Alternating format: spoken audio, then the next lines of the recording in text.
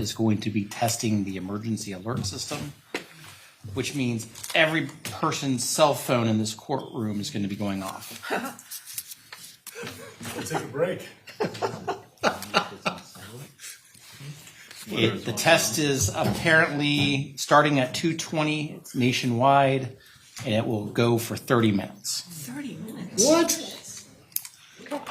My hope is that everybody's cell phone will blare at 2:20, and we can just take a break at 2:18 in the afternoon and be back, 10 or 15 minutes later. But understand that I don't have any control over the nationwide test.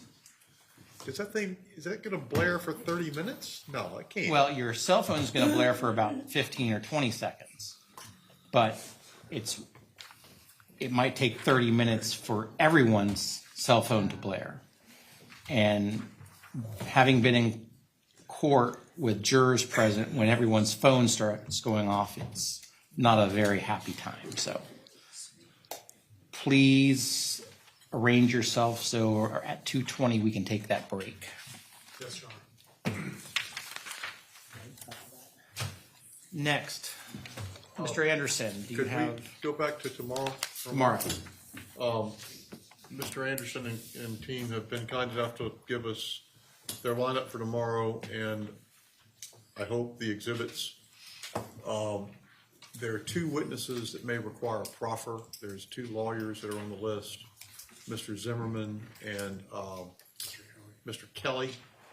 We're not aware of what knowledge they have of any of this other than the DCF action.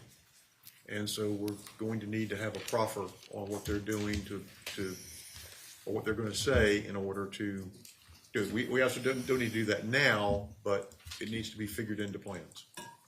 Your Honor, for the record, neither one of them are going to testify about what happened at the DCF proceedings. They are going to testify about their ability to speak to their client confidentiality and how the hospital interfered with that. I don't anticipate their testimony being very long.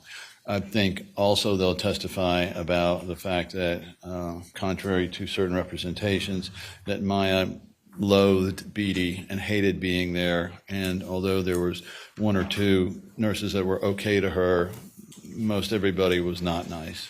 So that's the sum total of their testimonies. And when were you anticipating these witnesses testifying? Well, Mr. Zimmerman is in Europe, so we are working out times with him. We would hope it would be the end of the day, around 4 o'clock. Well, if he's in Europe and you want at 4 o'clock, that's probably putting him, 9 p.m., 10 p.m., depending on where in Europe he is? Yes, I spoke with him about it.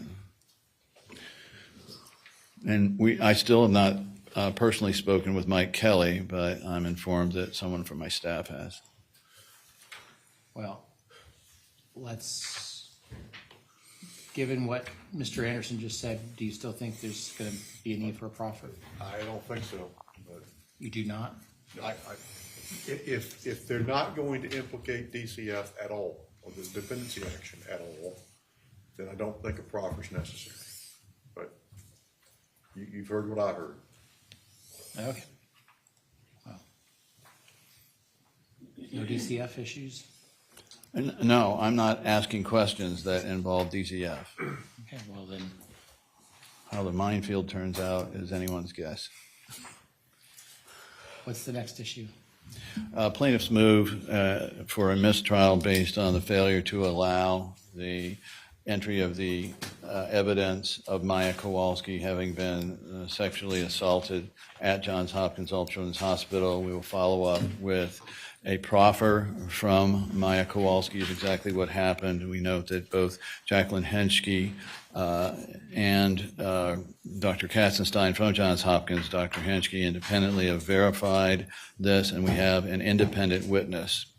Still, we understand the court's position on this. However, since we have, I believe we can show that the defense has known about this for a considerable period of time before we ever had voir dire, and if once we get a transcript, we can show that questions similar or about this were asked during the course of the voir dire. I don't know the exact wording, Your Honor, and you were there too, but I believe we went into the extent of battery. That's just from memory, and your court may remember it different, but I remember the subject came up. Now, whether they were asked or not, we'll have to see.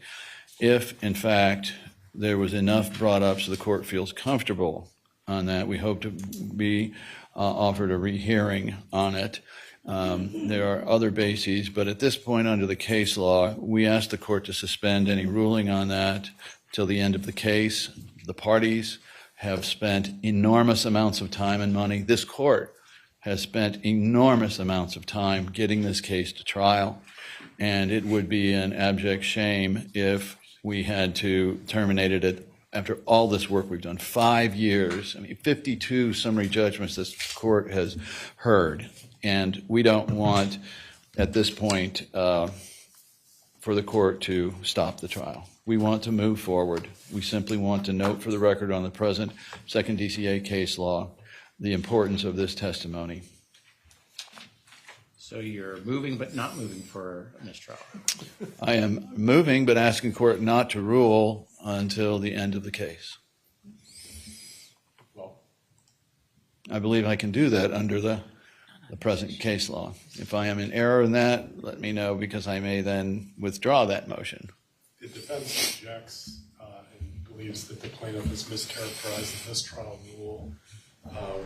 We would ask the court to deny the motion for mistrial. I can give the basis, but procedurally, that's not something they can defer until the close of evidence. We would ask that to be ruled on now before this entire tribunal spends 6 more weeks in enormous expense. I can respond further, but if you want to take it one at a time, you can, or I can relay the record. Now's the time if there's anything you want to say on the issue. I do want to say one other issue.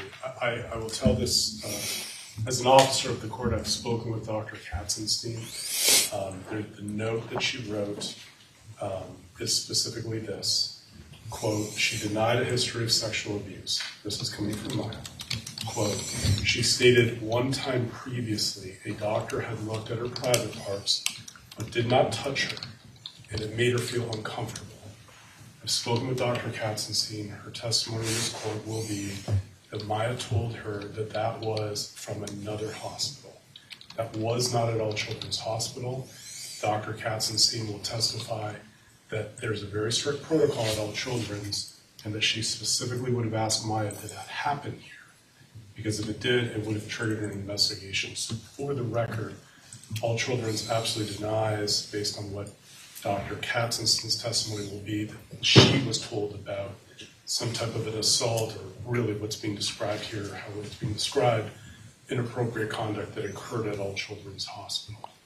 That being noted, in terms of the surprise, I think Your Honor's already laid out nicely, the prejudice in terms of jury selection being at this point in the trial. We would just note that there's no way we could have known about an allegation that the plaintiff themselves said they were completely unaware of. And the note from Dr. Katzenstein does not say that there was something that happened at All Children's that she will disclaim. That's all, Your Honor. Thank you. Anything else? I know Mr. Hughes was whispering in your ear. No, really. Nothing else, Your Honor. Anything in rebuttal? Yes, Your Honor. Maya Kowalski would be the best witness as to that, and it would be very interesting to cross-examine Dr. Katzenstein, given the absolute obligation, once that was raised, as to anyone, anywhere, by a child to report that. So we will welcome the opportunity to cross-examine Dr. Katzenstein on that.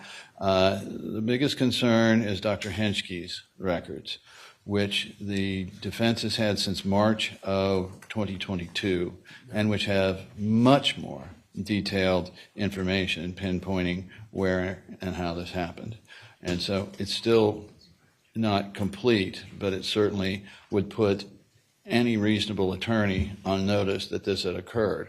We did not, because we were attempting, if the court will recall, to make Dr. Henschke a safe harbor for Maya. so that she could tell Dr. Katzenstein anything that she wanted so that it would help reduce the stress and strain on her. That did not happen, and through the course of the deposition of Dr. Katzenstein, which was on Zoom, that was never asked. And I confess that we didn't start going over a lot of the records until Dr. Katzenstein was flying in. Had, of course, our client informed us that this was something that was going on, we would have looked again at Dr. Katzenstein's records, and we would have probed more of the records of Dr. Henschke to be able to bring this to the court's attention. Basically, that the defense had greater knowledge at this point, the record I believe shows, than the plaintiffs did, given the plaintiff's, Maya Kowalski's, direct denial for 5 years, not denial, but failure. She didn't deny it. She just failed to tell us about it for 5 years. So, frankly, I wasn't on the lookout for it. Okay, the issue has to do with whether to grant plaintiff's motion for mistrial. It appears the plaintiff is contending that the court made an incorrect ruling on the denial of allowing the newly discovered evidence, if that's the phrase we're going to use, into this trial when that is outside the pleadings and was not disclosed to the court and potentially the defense until after the jury had been sworn and the trial started. The court does not believe it abused its discretion in denying the motion, and I laid out earlier this morning the court's view on that particular issue. I'll reaffirm that ruling, and because there has been no violation to the plaintiff and no prejudice to the plaintiff, at the end of the day, this still was within the ambit of the plaintiff's knowledge. I understand the circumstances may be such that Maya Kowalski didn't recollect this until more recently, but you know, we are where we're at. I don't believe there's been any incorrect ruling, and so I will deny the motion for mistrial. We understand the court's ruling. Let me continue. We have one more matter. Next issue. The court had requested, I think twice, for us to come up with a stipulation as to the lien issue, and if I could pass this up to the court, and we prepared a copy of it for the defense counsel. Did you give that to Mr. Anderson? Yeah, he's got it right Oh, he has. Okay.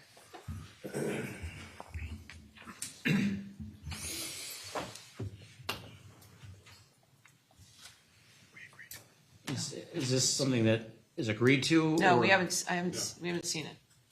Yeah, we'd prefer to have some time to look at this and maybe address this after the jury's gone for the day, rather than hold up the jury further.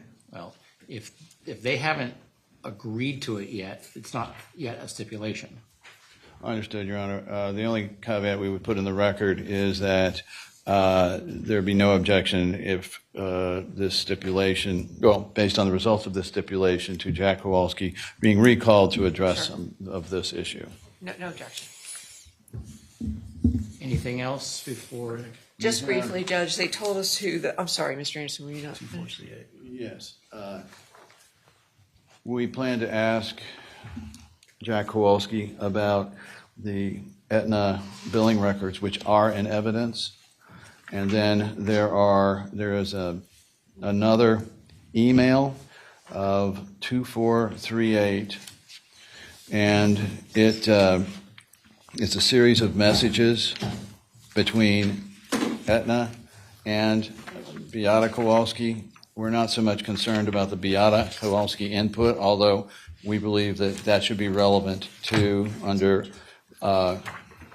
You said 2438? Yes, 2438. Is this on the list for today? It was on yesterday. It was on yesterday's list.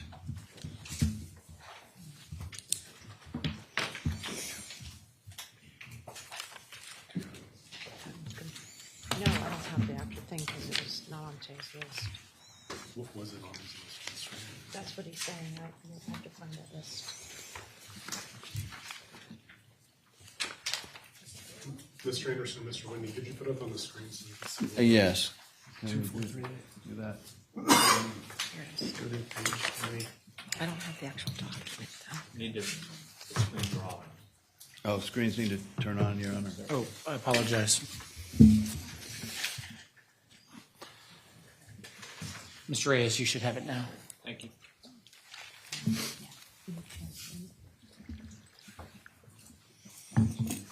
It's kind of hard to read, but can we enlarge that a little bit, Danny? Yeah, I recall these vaguely, Judge. They're like almost illegible. They're hearsay. Mr. Reyes, can you make it larger for me, please? Yes, sir. Just the top third. That's good.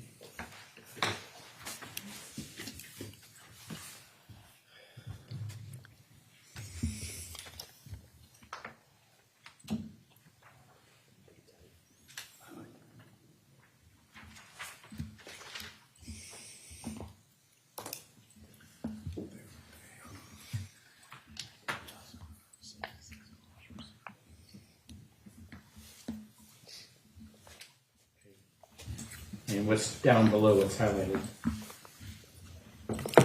That's the email that Beata sent. We can show the court. Okay, but what's, 12/28/16. Keep going down. That's good. Is there a way to enlarge it any more and kind of center it so the court can see this a little better? And me? I've read it now. How long is it? Is that it? Is it just those 2 pages? Oh, we like pages 3, 003, 008, and 013. Okay, you've only shown me one page. And show the court then. 008? Yeah, 008. Yeah, can you go to 8? It's part of a thread. They're all substantially similar.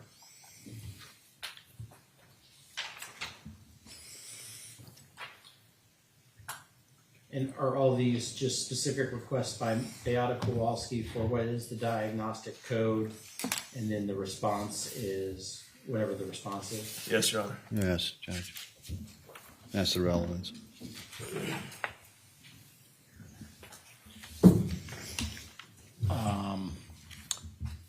Ms. Quarles?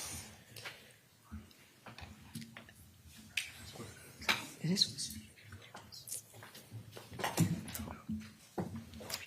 No objection. So, But it's just those 3 pages though, right? Yes, Can I have Your the Honor. numbers again, please? Yes, sir. To the last page. It's 2438, 003, 008, and 013. Can we see 013, Judge? please. Dan, can you put 013, please? Same thing, if you can enlarge it, so.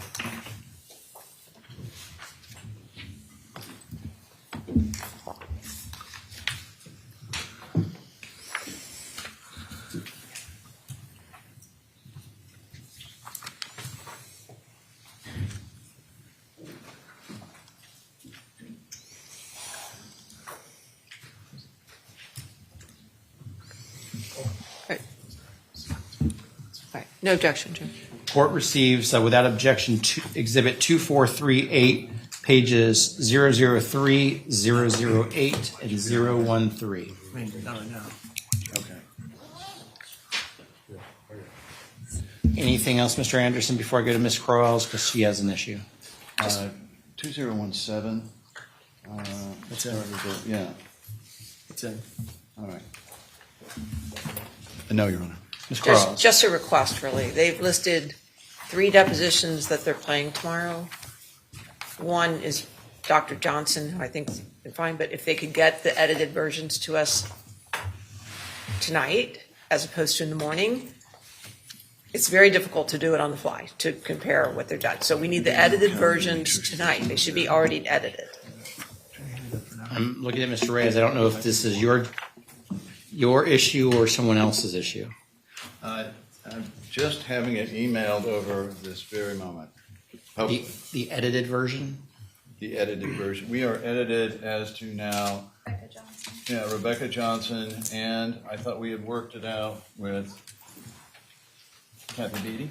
And Dr. Napolitano's done, and then Dr. BD, Napolitano, and who else? There's 3 issues with BD that need to be addressed. Aside from that, that's the only videos I've been editing. How long would it take you to edit those?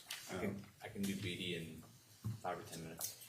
During this witness. As soon as we've gotten those, and we'll email them over, we're 5-10 minutes away from BD, but the remainder of them can be shown, and we'll send them over. We're sending I them thought over BD now. was today. I think Ms. Corrales is talking about tomorrow's. Right, right. He said, what I heard is they're done Napolitano Yes. and Perno. Perno, I believe. No, unless the reason, never mind. Tomorrow, we've got Dr. Cantu. assuming he It gets seems like in. Mr. Reyes and the young lady, and ma'am, I don't know your name. I apologize. Samantha Lawrence, LAW. Miss Lawrence? Okay. That Miss Lawrence and Mr. Reyes seem to know precisely where they are with this. So can you tell us where you are on the ones for tomorrow? Rebecca Johnson, Dr. Napolitano, and that's for today. We're checking on Perno right now. But for sure, Johnson and Napolitano. And are they for tomorrow? Yes. And for tomorrow, they're complete. And so the defense has received them? Yes. And we've gone back and forth on Napolitano and Rebecca Johnson.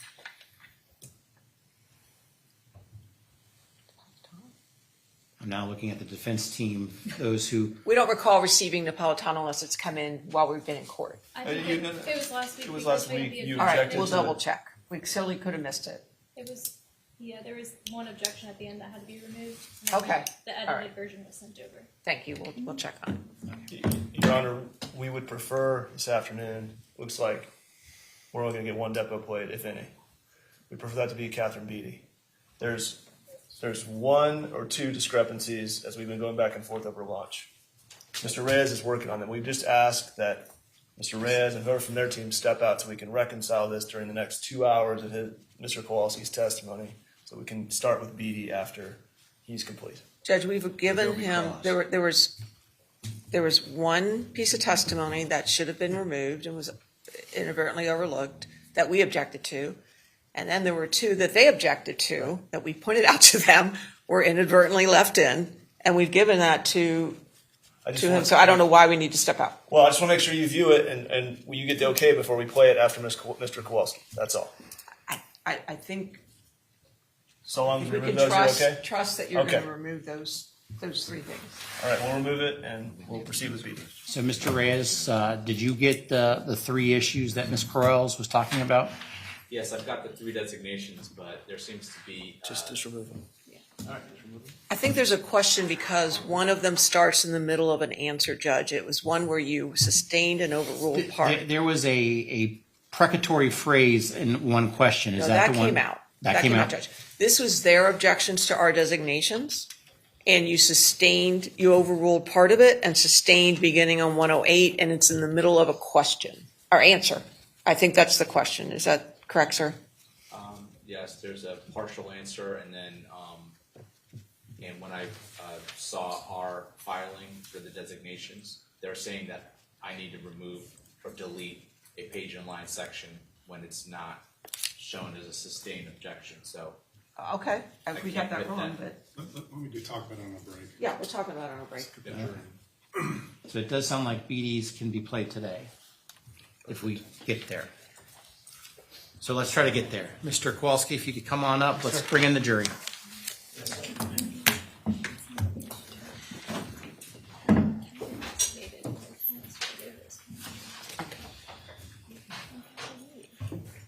And Mr. Kowalski, I will ask you to remind you that you're under oath, but I'll do that in front of the jury. Yes, sir.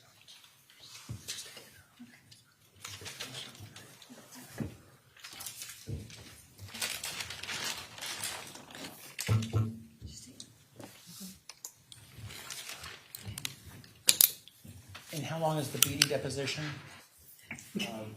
At its current, it's 1 hour and 35 minutes, but it's 2 volumes, so one video will end. The other one.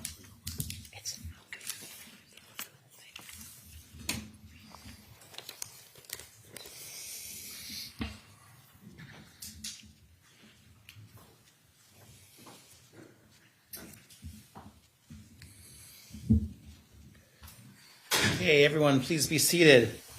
Members of the jury, I want to confirm that while you were away, you did not discuss this case amongst yourselves. You did no investigation and received no information. Is that all correct? Correct. And that you have not seen any media coverage of this while you were enjoying your scrumptious lunch. And that you have not been approached by anyone about this case. Is that correct? Okay.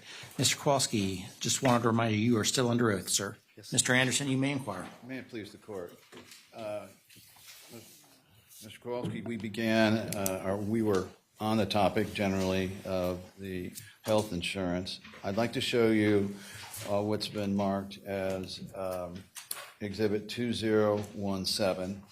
And for the record, that's the Aetna health insurance records.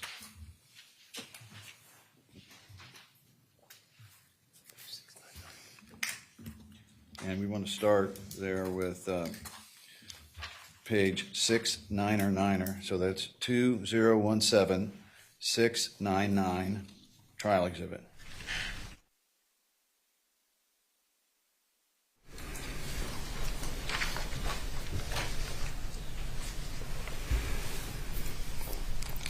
All right. Now, have you seen these before, generally? Some of them, yes. And best of your knowledge, the entire records and evidence you provided to us? Yes. Okay. Let's look at how we read these. Across the top, there's a claim ID. Do you see that? Yes. And the date received, what's the date there? Date received, not the run date, correct? Correct. I'm sorry, 10/19/2016, 1/6. All right. October 9th, 2016. So can you go down there past number of services 1 to charge submitted? Yes. Okay. Now let's go down to the diagnostic code. Do you see that? The POA code? Yes, right under the number 1 there. Yes. You want me to say it? Yes. No, complex regional pain syndrome. Then an I, comma, unspecified. All right.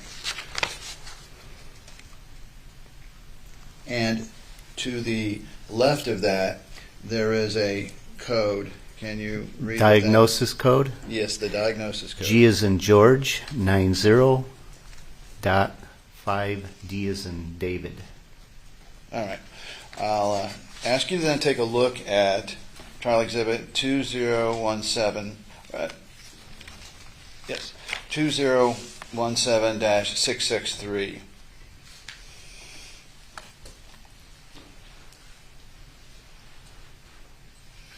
You have it there? Yes, I do. And let's enlarge it a little bit so everybody can see. Okay. Yes. Now, first, what was the date of this? Date received? Date received is that supposed to be 08, I would imagine, November 8th, 2016. All right. Almost And- looks like a D.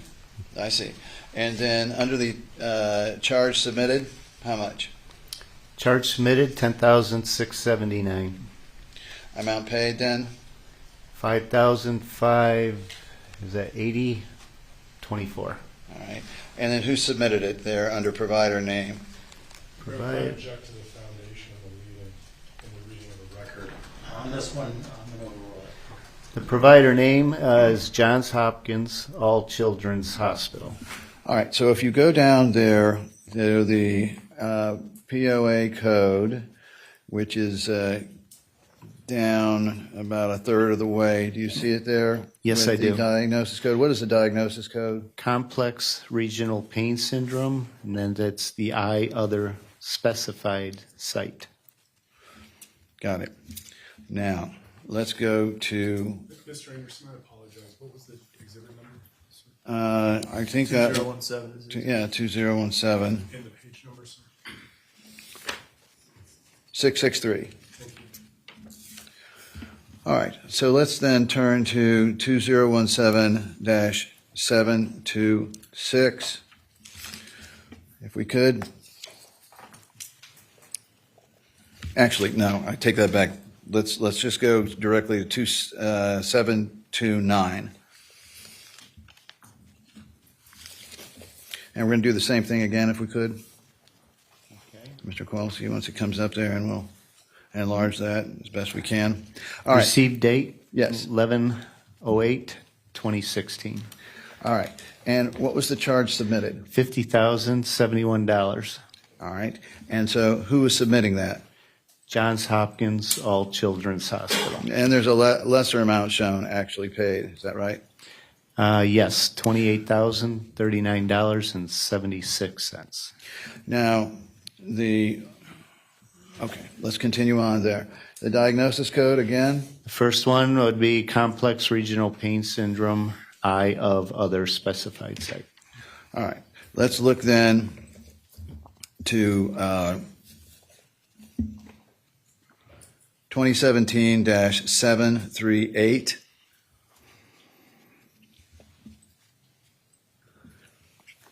And, Received date? received date. December 6, 2016.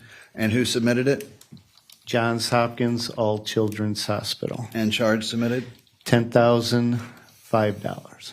And what is the first diagnosis that they put on there for the purposes of billing this? Complex regional pain syndrome. Let's go to 2017-739. And it is about halfway down the page if you start there under date received. Not the top one. December 6th, 2016, and I believe that's $90,810. Okay. $50,853.60 was paid, and who- that was who- submitted by Johns Hopkins All Children's Hospital. And then what was the top code there? Complex regional pain syndrome, one other specified site. All right, well, let's go to 2017-741.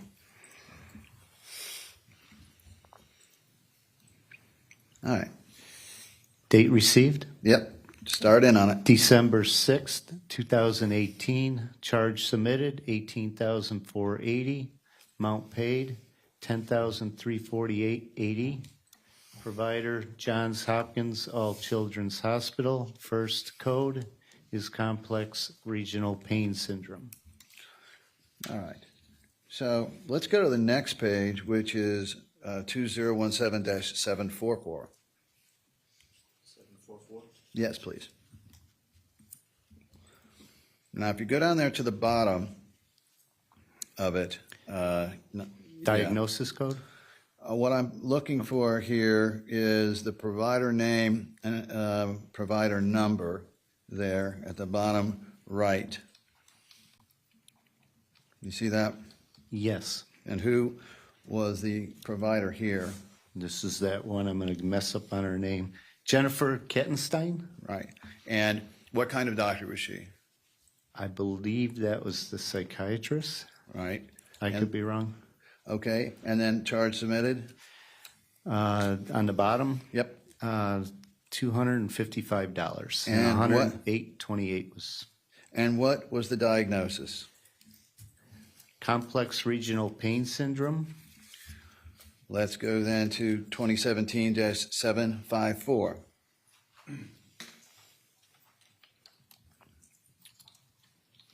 And so who was the provider there from Johns Hopkins? At the bottom right. Yes, Richard Andrew Elliott. Now, do you recognize that as one of the doctors that, again, was a psychologist or psychiatrist Objection. at Johns Hopkins? Objection, misstates evidence. Overruled. I think he was the anesthesiologist. That was right. He was the anesthesiologist. And so how much did he charge? $255. All right. And so what are the two diagnoses there? Well, you have chronic pain syndrome, pain unspecified, complex regional pain syndrome of the lower limb, bilateral, and Okay. then complex regional pain syndrome, unspecified. All right. So then let's go to, and I'm almost done, 2017-767. And let's look at the date received. Date received is January 5th, 2017. I'm sorry, Mr. Ingram. Yeah, it's 767. Thank you, sir. And the amount charged? $78,702. Amount paid was $44,073.12. And who was the submitting party there? That was Johns Hopkins All Children's Hospital. Looking down those lists, can you tell us whether complex regional pain syndrome was one of the Yes. codes? Oh, I'm sorry. Yes. Now, have you been through the records sufficiently so you can tell the jury whether, if they were to review all of these records, they would find? Significant amount. I object lack of foundation. Overruled. There's significant amount of charges for complex regional pain syndrome. So now, throughout these proceedings, did Johns Hopkins hold out to you and the public that Maya did not have CRPS? Objection, mischaracterization of the evidence, lack of foundation. Sustained. Let me show you in evidence 24308. And specifically, this will be 003, 008, and 013. Okay. Okay, Did you blow that up? okay, if we can start there Okay. at the bottom. Now, this is from your wife, Yes. and the date there is. I believe it's 12/27/2016. And what is she asking? She's looking for the DX codes DX means for that. this, and is that Bill? It's hard to read. Do you know whether DX is a medical abbreviation for diagnosis? Object to the leading art. I'm unaware of what DX was. I'm sorry. Overruled. You guys will stand. All right. So I'm sorry. let's look at the top there. There is a response. Yes. All right. And what's the date of the response was sent? 12/28/2016. Right. And going down, who is it addressed to? It was billed by Jenny Dolan to the following DX codes, and the DX code below is complex regional pain syndrome, lower limb bilateral, and then also complex regional pain syndrome. I believe that's or that I unspecified as well. So who obtained the codes to allow you to decipher this? This here would have been Beata. And what was that effect when you found out that Aetna was charging back your health insurer for complex regional pain syndrome? Objection, misstates the evidence. Sustained.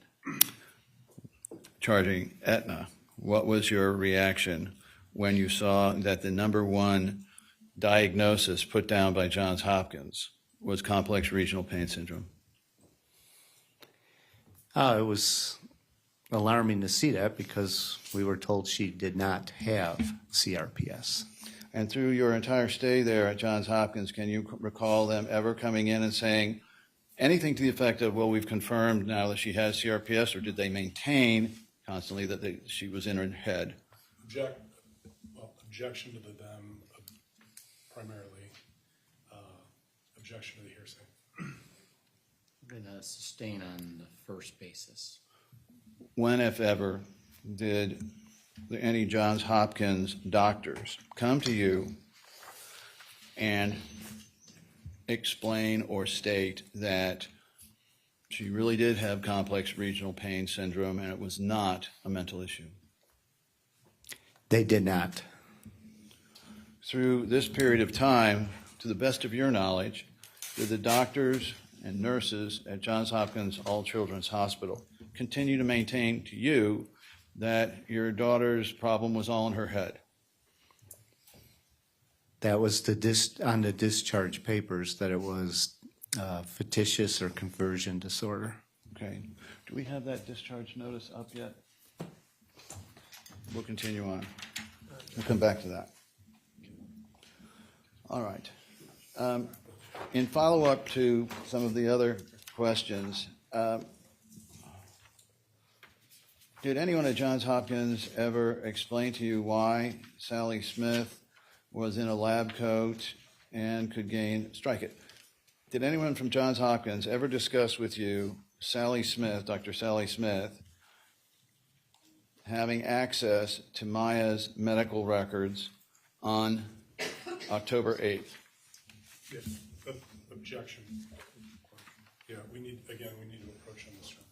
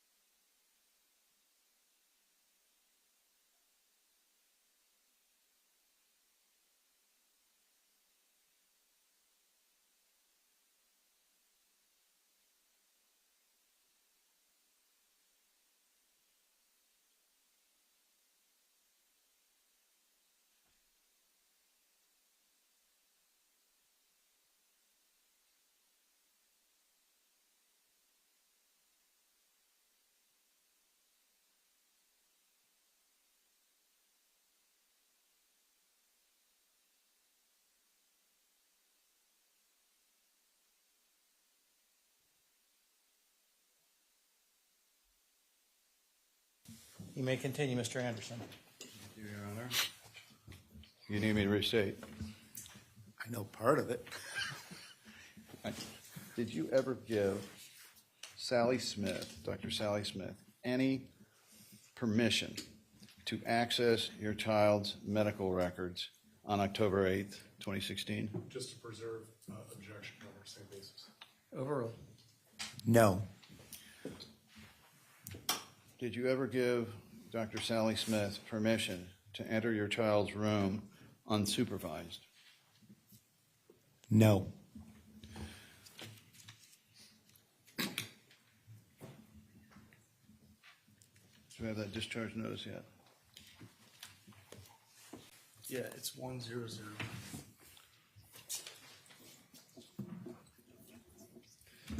1002. We need that. Okay. This is the Johns Hopkins records 1002-0002. We could bring that up. Just one sign. Start on 1, finish and start the first page. It's not there, but pull on 1. Which one? 1. There's one before that on that. I don't have it. But it's on the screen. All right, let's go to the page before that, which would be 0001. It's not in the book. All right, we can enlarge this. Have you seen this before? Discharge summary? Yes, I have. All right. And so what's the date here? That would be Friday, January 13th, 2017. Now, how many days after your wife's death is this? 5 days. Was one of the theories that your wife was controlling Maya somehow to induce her to fake her symptoms? Objection, again, mischaracterizes the evidence, also vague as to who. Sustained. Was there a claim by the hospital, to the best of your knowledge, of Munchausen by proxy involving your wife? Yes. And are you familiar with the term Munchausen by proxy? Yes. And does it include, best of your knowledge, a claim of manipulation by a parent over a child? Yes. And in this instance, was it directed at your wife, Beata Kowalski? Yes. And so, how many days had your wife been, and I'm sorry about the term, out of the picture as of January 13th, 2017? Oh, from January 7th, you said, or 8th? I'm sorry, about approximately 5 days. And so 5 days after is when you got your daughter back? Yes. Now, did you receive recommendations from Johns Hopkins about what they suggested should be done with Maya around this time? What my understanding was they didn't want to release her to me. They wanted her to go somewhere else. Do you know where they wanted? I apologize, Mr. Harrison. Again, objection, and I believe this is starting to invade issues. What issues? Why don't you come forward?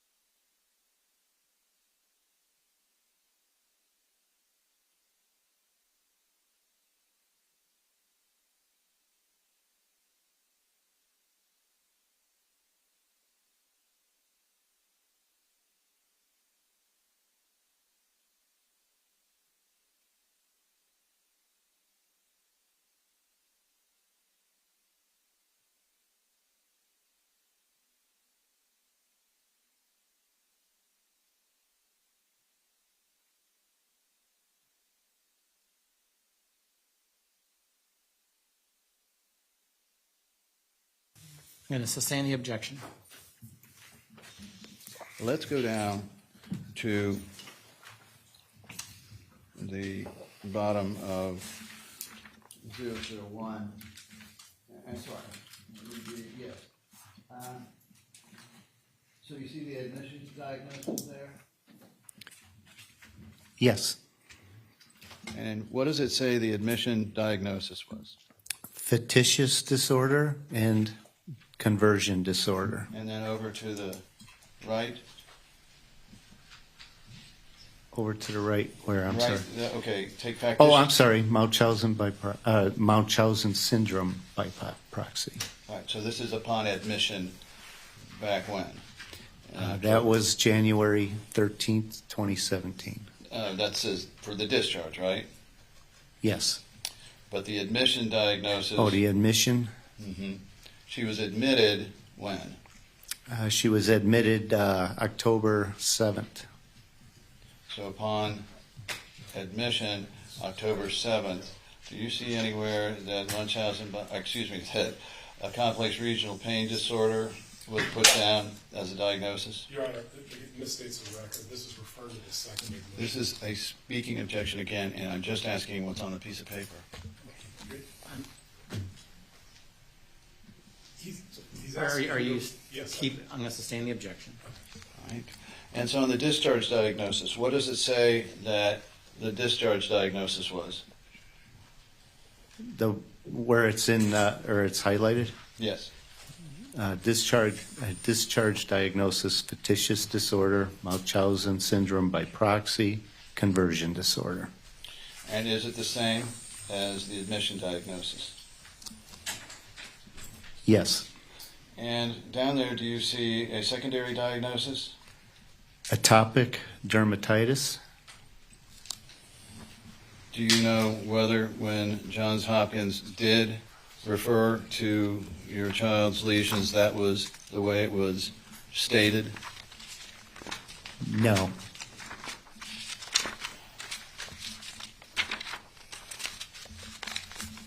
I got it. Yeah. Well, this is. I got to find the page number. See.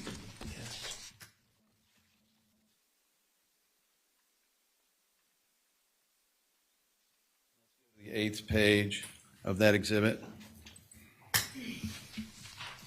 and that being the discharge summary at 1001. So that would be the 8th page, and it's JHACH 8511 on the bottom. If we've got that, all right. So I turn your attention to the documented medications. Yes.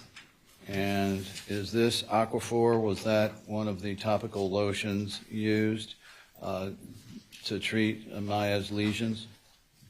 We did not have that, I believe, in the past. That's what they discharged her with from Johns Hopkins. All right. And acetaminophen was essentially Tylenol? I believe so. But let's go down to prescriptions now. I want you to count, upon discharge from Johns Hopkins, how many medications they had your daughter on. 1, 2.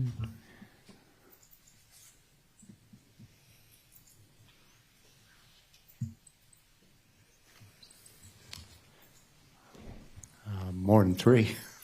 I'm sorry. There's, I believe, more than 12 here. I didn't count all of them, but. And that would be my question, is the amount that they list here as what they're discharging your daughter to take, more than 3. That is correct.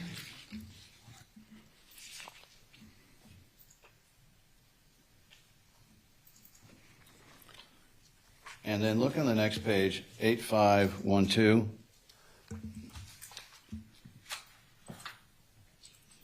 Did they want a follow-up with Rebecca Johnson?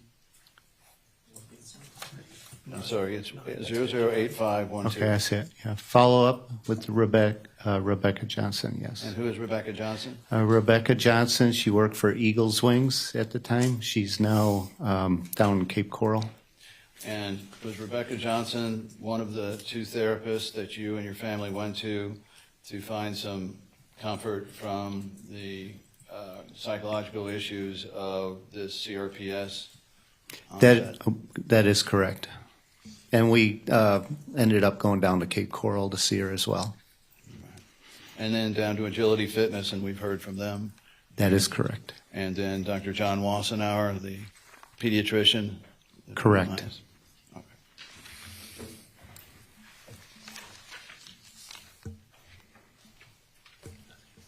That's all good.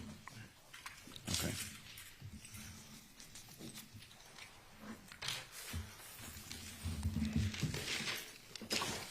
I want you to describe for the jury, when you finally did get Maya out of the hospital, what was her condition? Number one, I had to pick her up alone. I wasn't able to bring my attorney with me, so I brought another person to help me. Maya was extremely weak. We put her in the back seat of the vehicle. We used all the stuffed animals she had from the hospital to help prop her up. She was very weak. Kind of remind me of a weeble. She was wobbling. If we made a turn or something, she would fall over. She didn't have the strength. Was she in better or worse condition than when she checked in? She was in worse condition, but you should have seen the smile on her face when we were driving over the Skyway Bridge. A lot of relief from Yes. getting out of there. And was her condition to the point where you were worried whether she would survive much longer in Johns Hopkins? Yes, I was worried. And before she passed on, was that a concern of your wife, Beata, as well? That is correct. Now,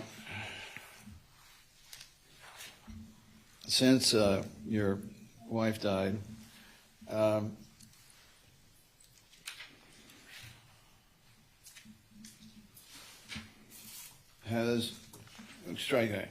since you took Maya out of the hospital, has she continued to exhibit symptoms of CRPS Yes, on more than one occasion? more than many occasions.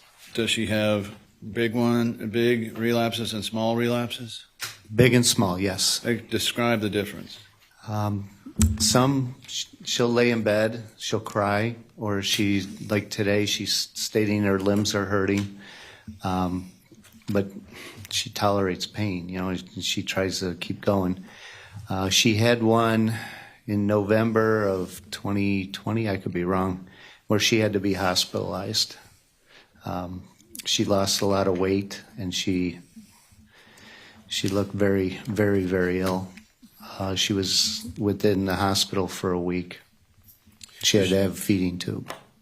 Does she worry sometimes about telling you how she's doing? Yes, absolutely. And why is that? She don't want me to worry because, unfortunately, we cannot get that treatment to where we have an order not to. Objection. Sorry. Straighten this characterization of evidence. Yeah, and we probably do need to approach on this. There. Sorry.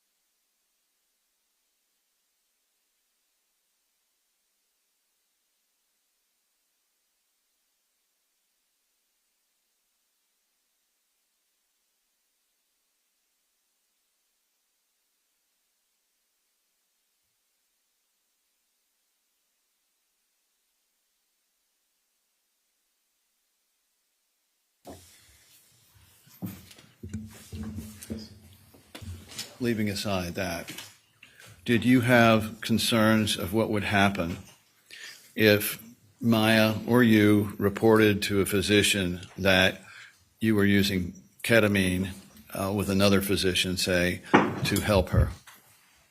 Yes. And why is that? Number one, her new diagnosis, conversion disorder, fictitious disorder, and also just from the previous experience. Did you have any concern that if it appeared in her records again, you would go through this again? Yes. Was that the main reason then that you held off taking her back for that? Yes. So did Maya have to simply rely on physical therapy? Grin and bear it, yes. Physical therapy. And tell the jury how hard she worked at that.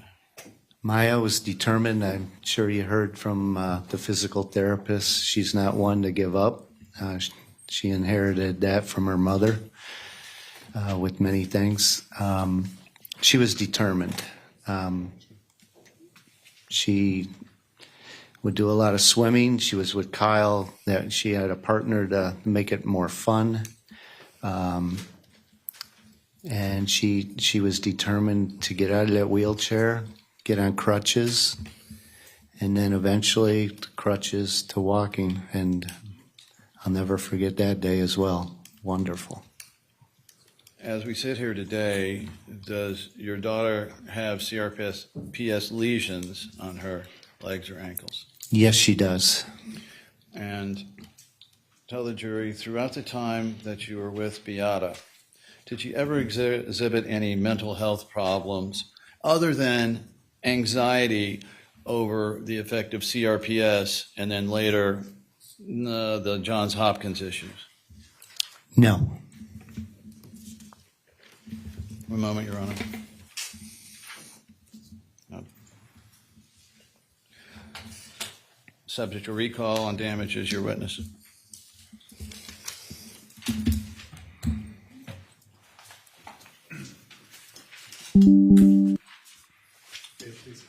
Yes. Good afternoon, sir. Good afternoon. I know you've been up there a while, but I'm going to take you back a little bit. So, No, my new spot. yeah. Going back to July 3rd, 2015, just so this jury's clear, there was never a physical injury that started Maya's ordeal that put her in the wheelchair, correct? Not on that date.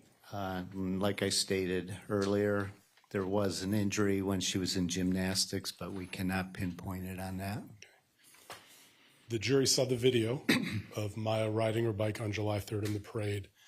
It's your testimony that that night she had some type of a panic attack over something and immediately experienced global pain. Is that true? Not true. She didn't have a panic attack. She had an asthma attack. So, And she had some previous to that. so in terms of what happened that day, once Maya had an asthma attack, she immediately had pain everywhere, not just confined to one limb, correct? Not right away. She had difficulty breathing and then chest pain, I believe it was, in that record. I could be wrong. Before you brought her to All Children's Hospital, you applied for Social Security disability for Maya, true? Objection. Yeah, that's not specific. Okay, so I'll clarify it. Approach, please.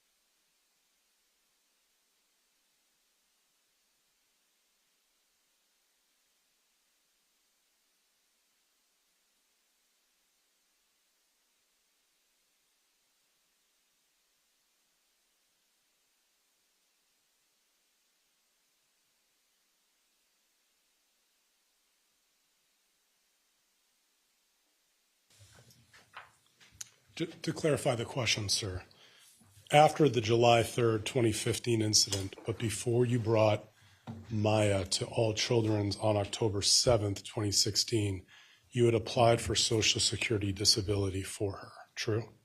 That's a better question, yes. Okay.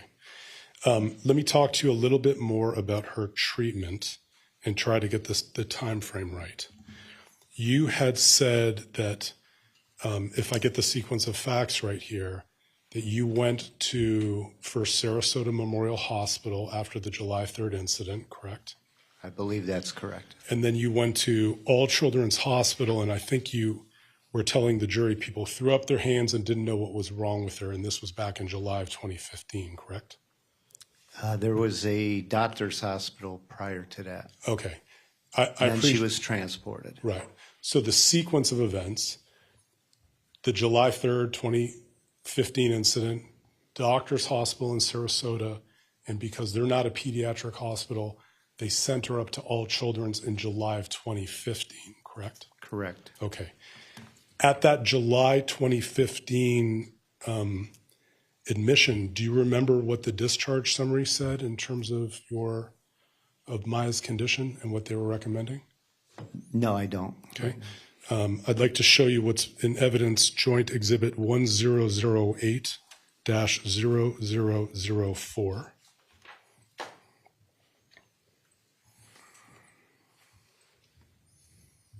Okay, and on the last paragraph where it starts, the patient was seen.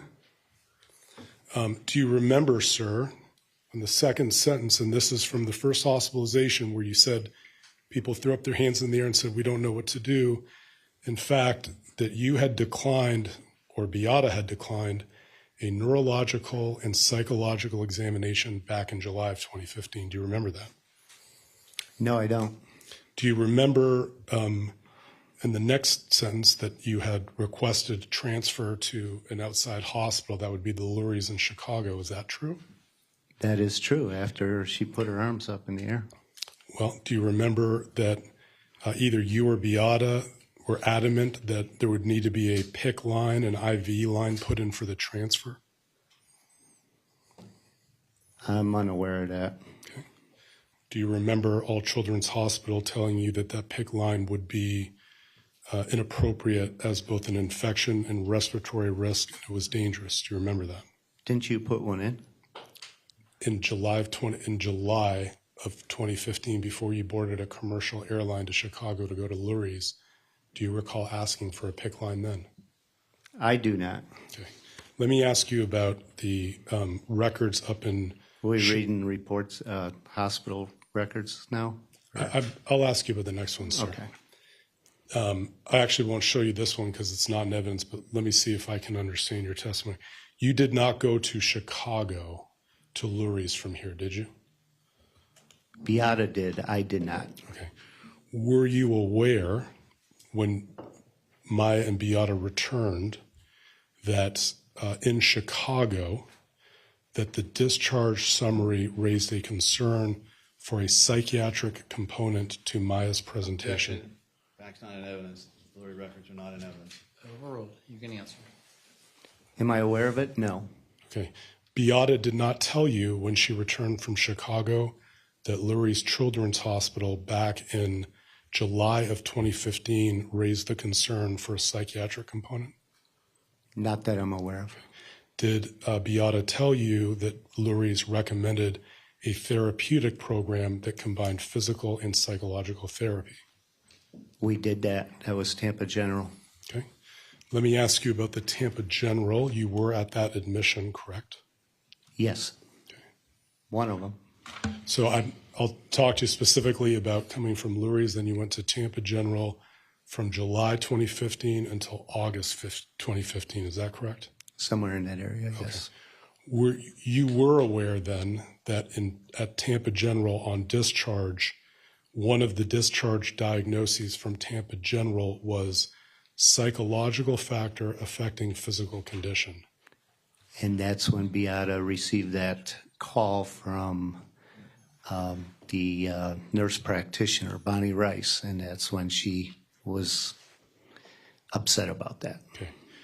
And so just, we've asked about what you're aware of and what Beata was aware of. Is what you're telling me that you were both aware that when you left Tampa General, that Tampa General back in August of 2015 diagnosed psychological factors affecting Maya's physical condition?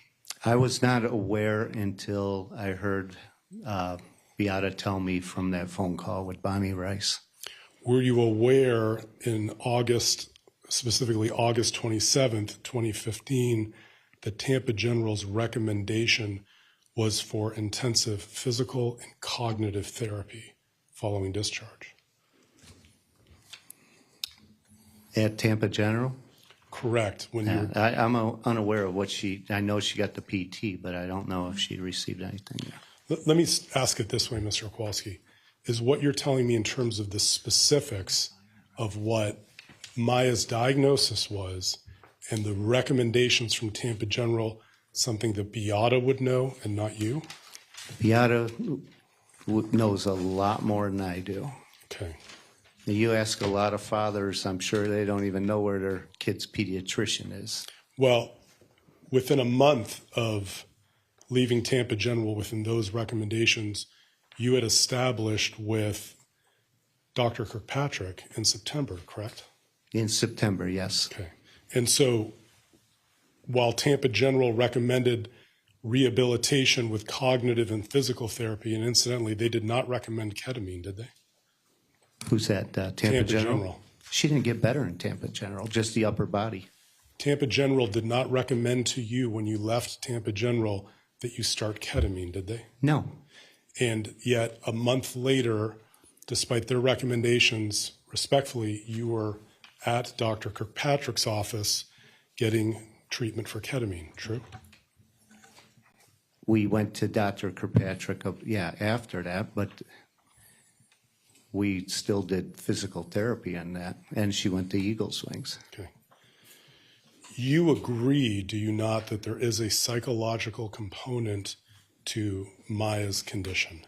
If anybody has any type of injury, there's some sort of psychological effect. You have heard many times, and you've personally seen, that when Maya's with you, she's completely normal, and that when Beata walked in the room, she's in pain. That's false.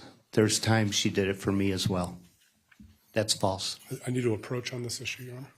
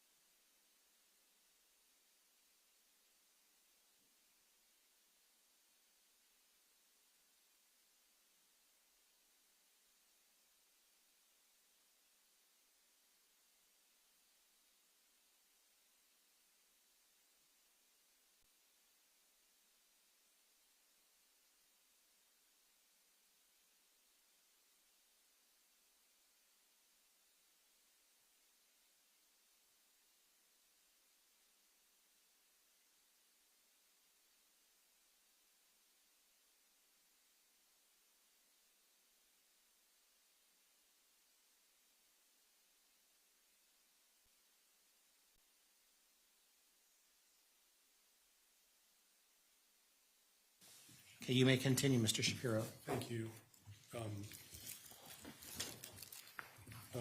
With the court's permission, I'd like to play clip 6 from an interview that Mr. Kowalski gave with Detective Graham. I was told here at the hospital upon her admission, and maybe some of this will shine a light on at home too. When nobody else was in the room but Maya and the staff, she acted completely normal. When Mom would walk in the room, she was instantly in pain. I've heard that many times. There's no other explanation Well, for that. Yeah, I noticed it too with myself being home, and then Mom comes home from work.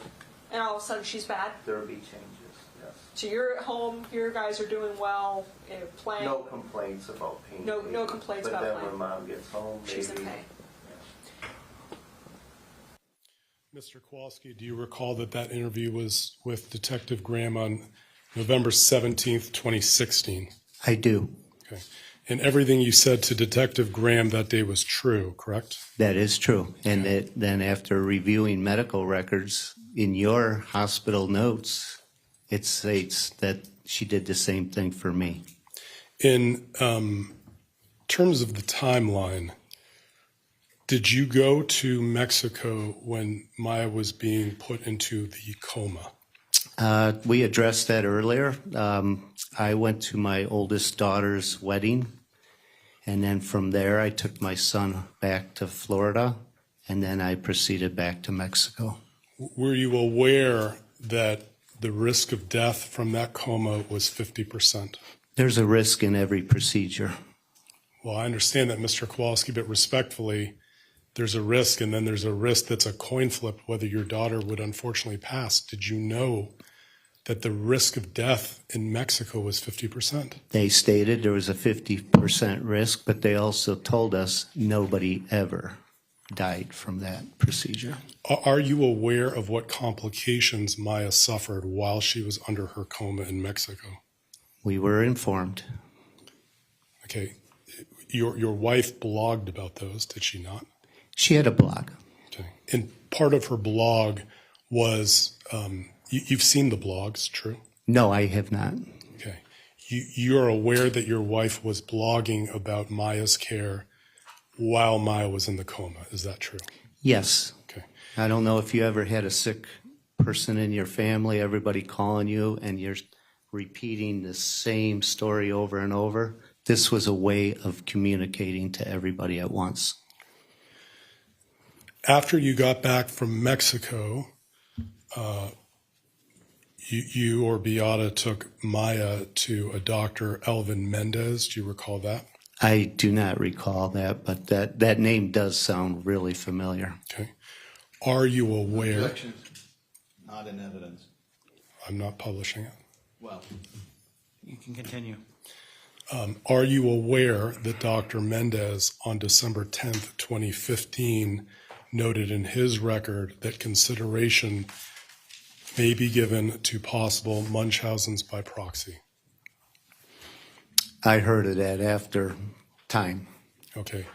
My question to you is, did Beata tell you that Dr. Mendez wrote in his record as of December 10th, 2015, that consideration must be given to possible Munchausen by proxy? Were you aware of it then? Not at that time, it was later on. Okay. You were, your wife kept notes of Maya's treatment? She did. And you were kind enough to turn over. Would you be able to identify her handwriting, Beatus? I hope so. Okay. This is not in evidence, but I'm going to ask, I can hand Mr. Kowalski a copy, or we can put it on the screen, whichever you prefer. Well, if you've got the paper copies, let's use that, but make sure Mr. Anderson sees what you're going to show him first.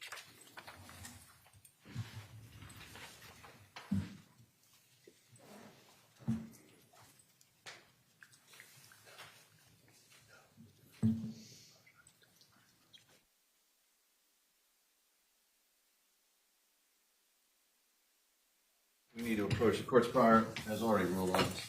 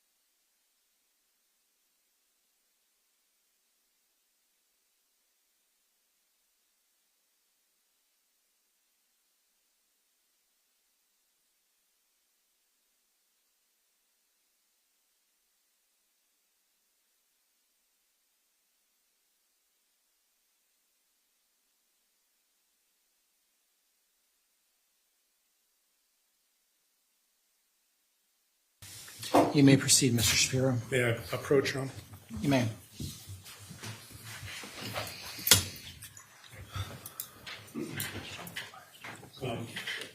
The record will reflect that I've handed Mr. Kowalski what we previously marked as Defense Exhibit 3239-0080.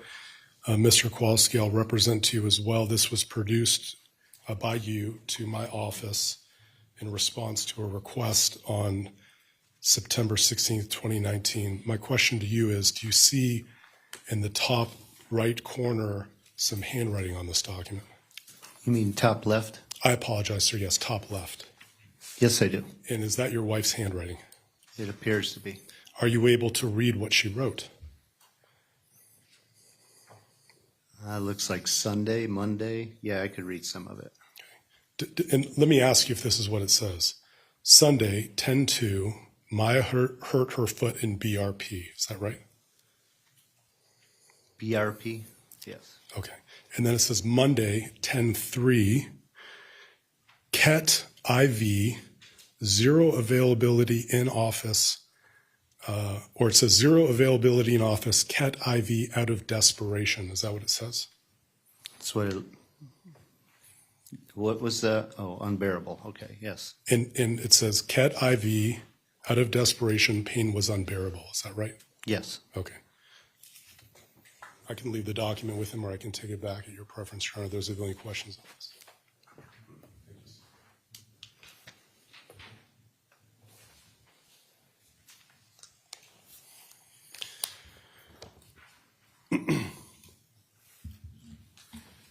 You don't recall whether Maya had any skin lesions when she left Tampa General, do you? No, I don't. And you don't recall whether she had any skin lesions when she presented to Dr. Kirkpatrick, do you?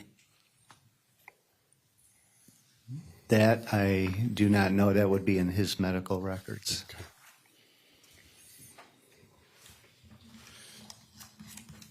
Maya had not walked from the time of her incident on July 3rd, 2015, until after her discharge from All Children's Hospital in, I think it was August of 2017. Is that right? Sorry. Let me. Objection. Yeah, it was a confusing question, so let me just rephrase it. From the time of Maya's incident on July 3rd, 2015, through when you brought her to All Children's Hospital on October 7th, 2016, she had not walked in that period of time. Is that true? Objection. Misstates the timetable. I believe she may have walked when she came home. She was weak. She was carried in. She walked a day or so, and then after that, no. Okay.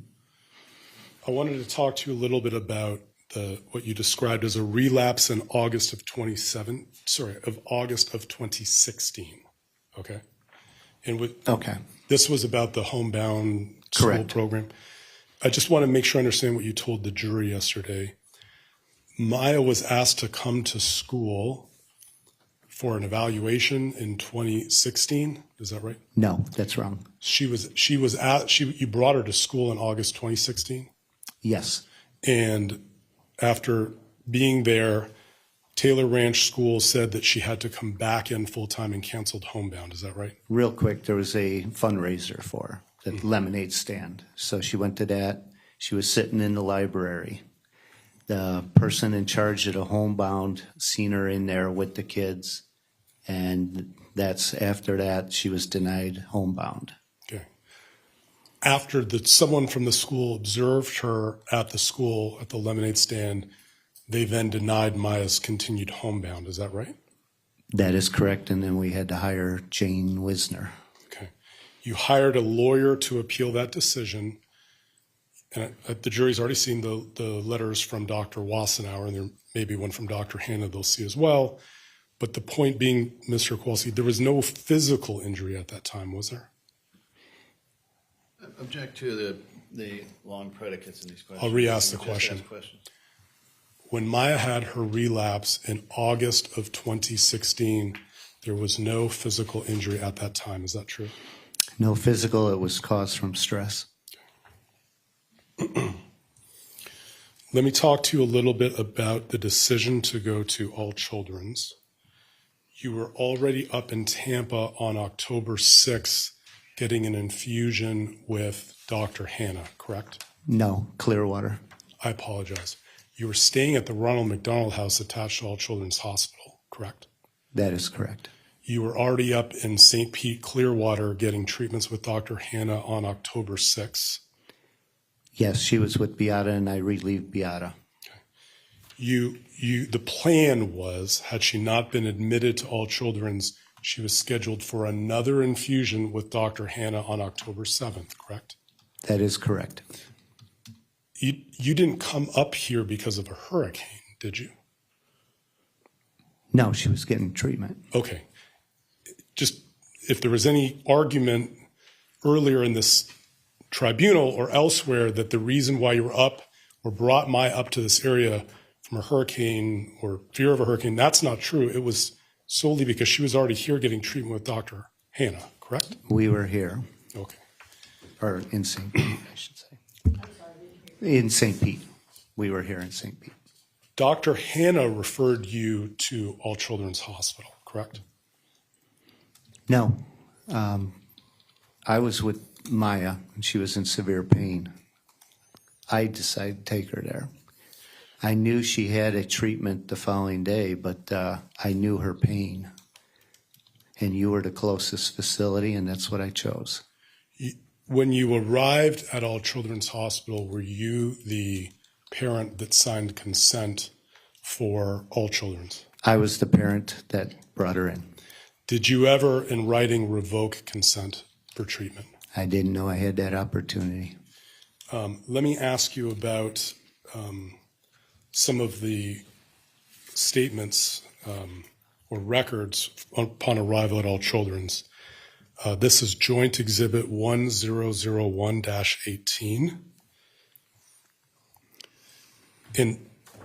As a predicate, sir, were both you and Beata at the hospital at this point? Beata arrived approximately an hour later. That sounds about right. It takes about an hour from Venice to get to St. Pete. 9:45, I believe she was there. So by 9:50, the first note, it says an ultrasound was canceled because mother insists she will not tolerate it unless she has, meaning Maya, 1,500 milligrams of ketamine, which I am unable to give in the ED. Were you there when that discussion went on? I was there, but I believe that's incorrect. She was in severe pain. She had her knees up to her chest. That's why the ultrasound was refused at that time. I didn't understand how you're going to take an ultrasound when she's that much in pain. Beata was asking for 1,500 milligrams of ketamine, true? She asked for ketamine. I cannot say true on the amount that you have here. Okay. She did ask for ketamine. And you did give. Let me ask you about Joint Exhibit 1001-3118. But before we go there, do you know the dose of ketamine that All Children's gave? Of All Children's? Correct. How No, much? I do not. Okay. Do you know whether it was dramatically less than what Dr. Hannah had given the day before? That I'm not a doctor, and I don't know everybody's procedures. Joint Exhibit 1001-3118. Do you recall at the top, this is also on the day of admission, that mom, meaning Beata, insisted that patient, being Maya, was in severe pain and needs to have more propofol. Were you there for that conversation? I was there, but I don't recall. I know she asked for the ketamine. You do know that propofol is a general anesthetic, do you not? I do not know that. Okay. Let me ask you about Joint Exhibit 1001-0081. Let me ask you, this is also on the day of admission. Let me ask you if you recall this event. In the middle of the paragraph, the language that starts with, I was speaking to mother. I wanted to ask you about the second sentence. She, which would be Maya, had been attempting to take off all of her monitors. I, being doctor... Objection to reading medical records. Sauce for the goose. Sure. I'll have you read the highlighted portion. And my question to you, sir, will be that this sentence and the next one, if you could highlight it as well, all the way through the word staff. My question to you, sir, is, were you there for this event? I was there, but you have to, I think there's a big key missing out of this, and it was the blood pressure cuff. The blood pressure cuff was a big issue and causing pain. That she did get agitated, yes, you're right, but there was a component that caused that thrashing. Okay. Let me ask you about Joint Exhibit 1001-3117. And I'll represent to you, this is on the next day, October 8th. Were you there at All Children's Hospital? Does it say if I was or not? Undetermined if I was there or not. Okay. And that's part of the reason I'm asking these questions. If you were a witness to some of this treatment, if you knew whether you were there at All Children's on October 8th or not, do you know? I do not know. Okay. Do you have any knowledge of the bottom quote where it says 10/8/2016 about mom insisting the propofol not working? Any knowledge of this event? I do not have knowledge on that. Sorry. Okay. And again, let me ask you about the next exhibit. This would be earlier in the day on October 8th. Joint Exhibit 1001-2721.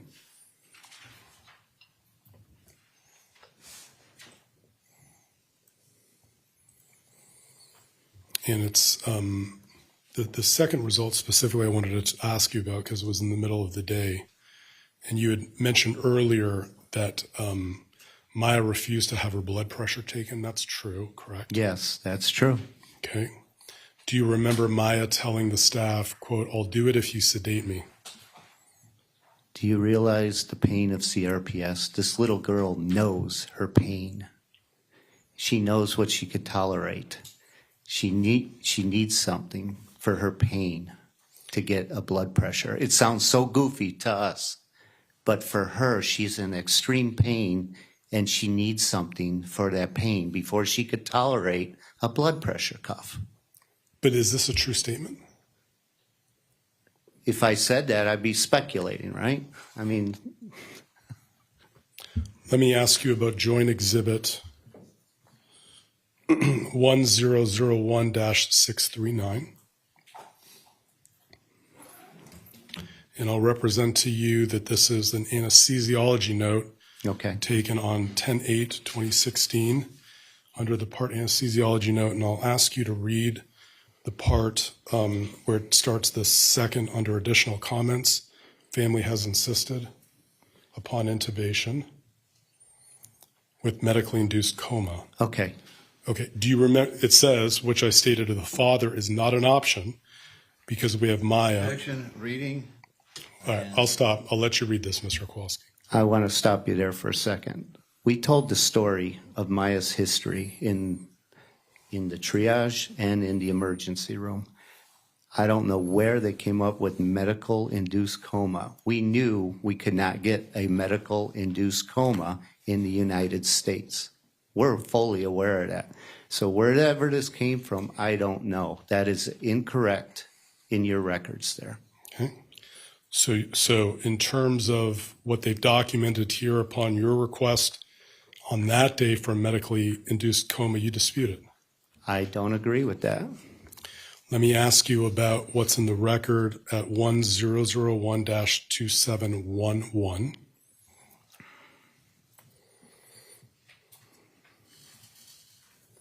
And in the middle of the page, this is now on October 12th. Were you aware of these statements from Maya that she wanted to go to heaven? She was in extreme pain. You ask any CRPS person in extreme pain, a lot of them, as we told you before, this is a suicide disease. A lot of them want to go. They cannot tolerate the pain. Well, I'll ask you about that in a moment, but the next line says, Mom also states, I don't care how much medicine or side effects. I want her comfortable and out of pain. Is that something you believe your wife would have said? I cannot answer for that. Okay. Let me ask you about Joint Exhibit 1001-2719. It's the text result in the middle of the page, text 8851, other during CT scan. If you'll take a moment to read that, sir.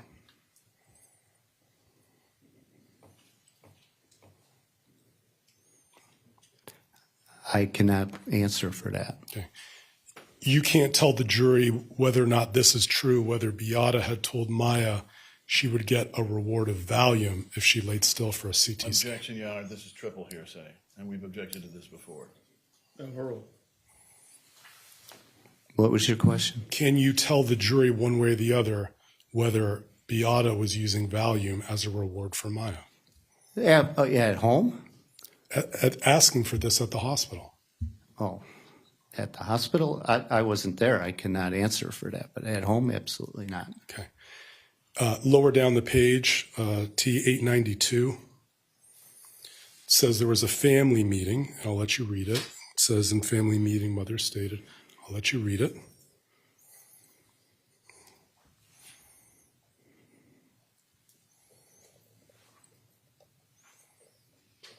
Let me know when you're done, sir. I read it.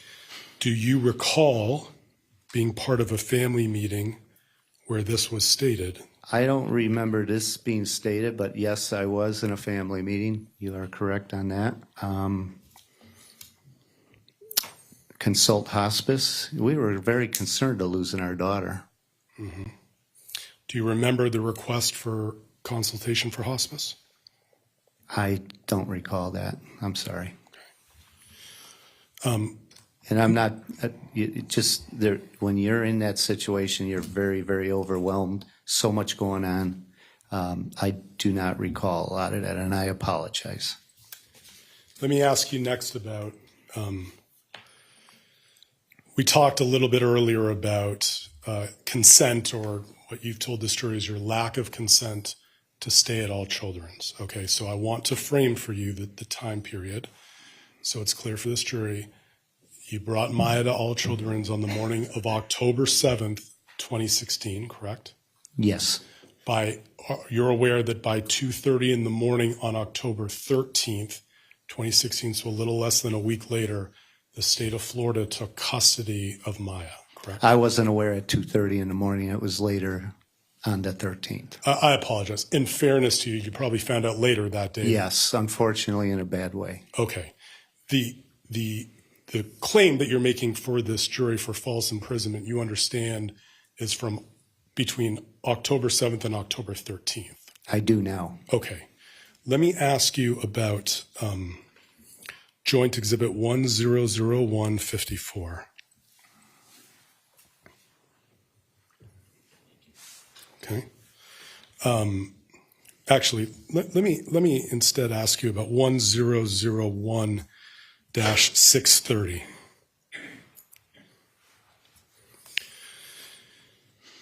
I'll represent to you, this is a pain management note by a doctor named Dr. Jenny Dolan, and this is on October 9th, so the third day that you're there, and I'm going to ask you to read at the bottom, not the bottom, but about halfway down where it says, today, Dr. Dolan, Dr. Tepa Sanchez, and specifically the last part where it says, today is day 3 of ketamine and Precedex infusion, and all the way through the end.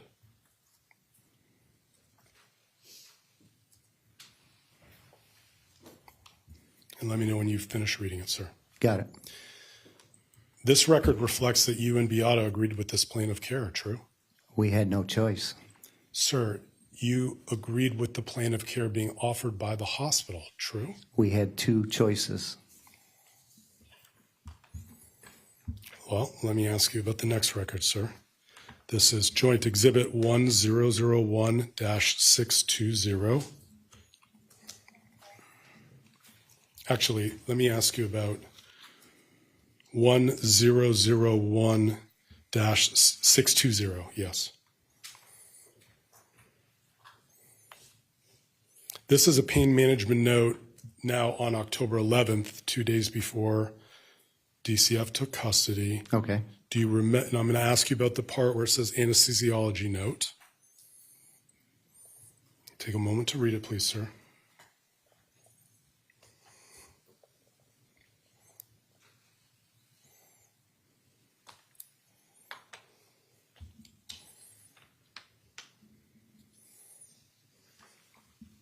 Okay. The note is accurate. You would agree that you had a chance to discuss the plan of care with Dr. Elliott from the pain management team. Your questions were answered and you understood and verbalized this plan of care, true? I do remember talking to Dr. Elliott, but I don't recall what was discussed at that time. So I cannot say yes or no on that. I'm sorry. You're not disputing what this note says, are you? And I'm not saying that it's true. Okay. Well, let me ask you about Joint Exhibit 1001-2026. And just the first sentence at the top, where it says actions taken. Mm-hmm. You can go ahead and read the first sentence. And for frame of reference, I'll represent to you, this is October 11th. Okay. And if you want to highlight it, Clay, SW contacted by medical team. Parents have agreed to stay. That's true as of that date, is it not, sir? At that time. Okay. Let me ask you about Joint Exhibit 1001/76. What about the concern that mother was going to change her mind? Right. Let's talk about that. Let's do it. On October 11th, 2016, you and Mrs. Kowalski at that moment agreed to stay at All Children's. We had no choice. Sir, there's nowhere in this record anywhere that says the parents are asking to go home. Isn't that funny?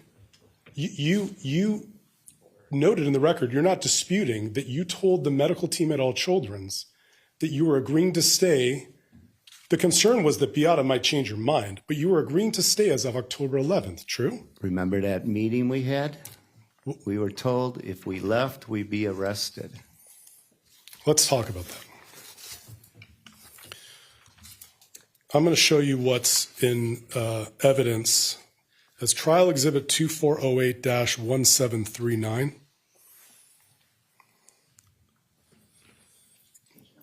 Uh, 2408-1739.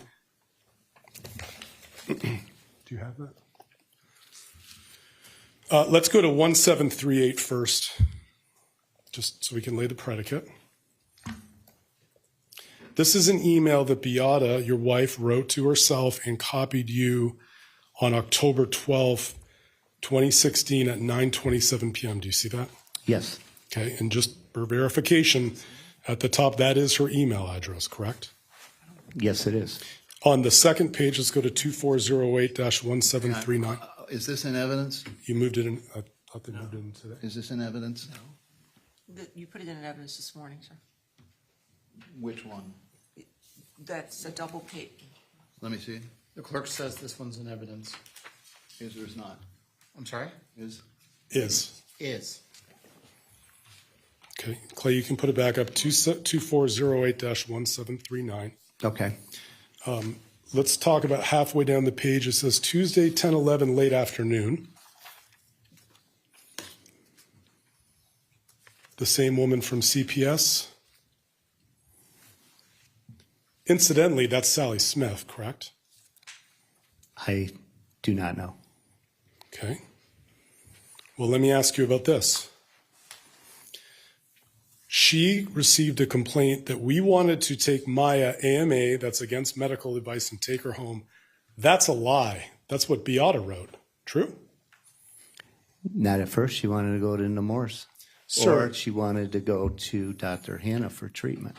On Tuesday, October 11th, 2 days before the state took custody of your daughter, your wife sent you an email and copied herself that specifically said that she was disclaiming, she was disputing the allegation that you and her wanted to take Maya out of the hospital. And to take her home.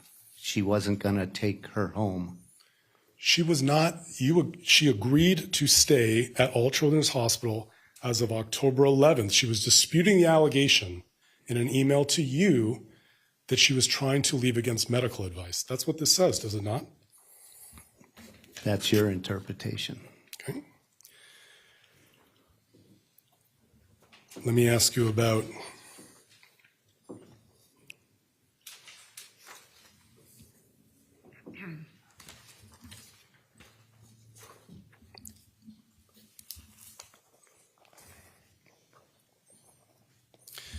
Joint Exhibit 1001-73. This is the next day on October 12th. Okay. Under the interim history at the top, I'm going to ask you to read where it says they reviewed all of the patient's medical records to the, that's fine, you can leave it there, but what I'm focusing you on is halfway down where it says they reviewed until the end of the paragraph.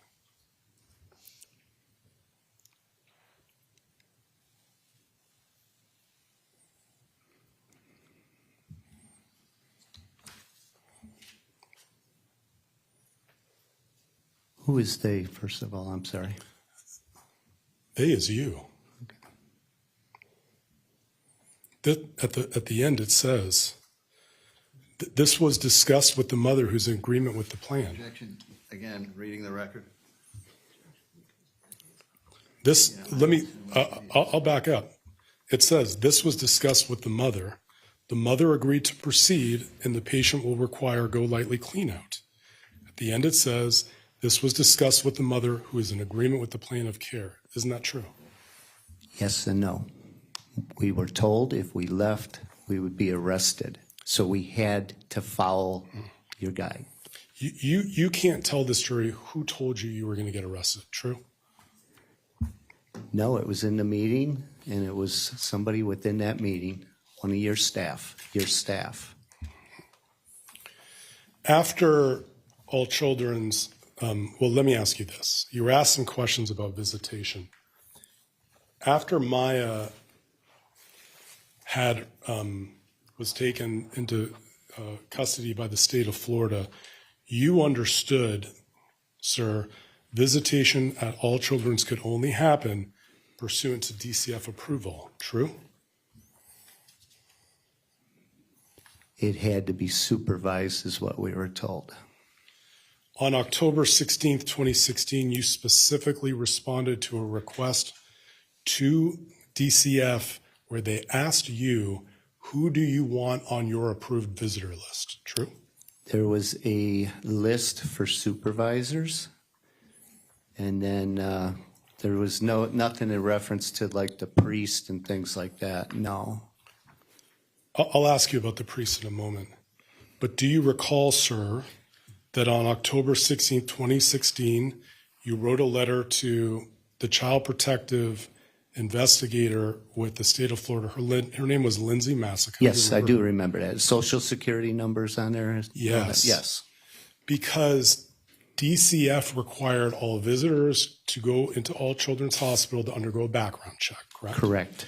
And they asked you, can you please provide us, meaning DCF, with a list of people that you would like to visit Maya?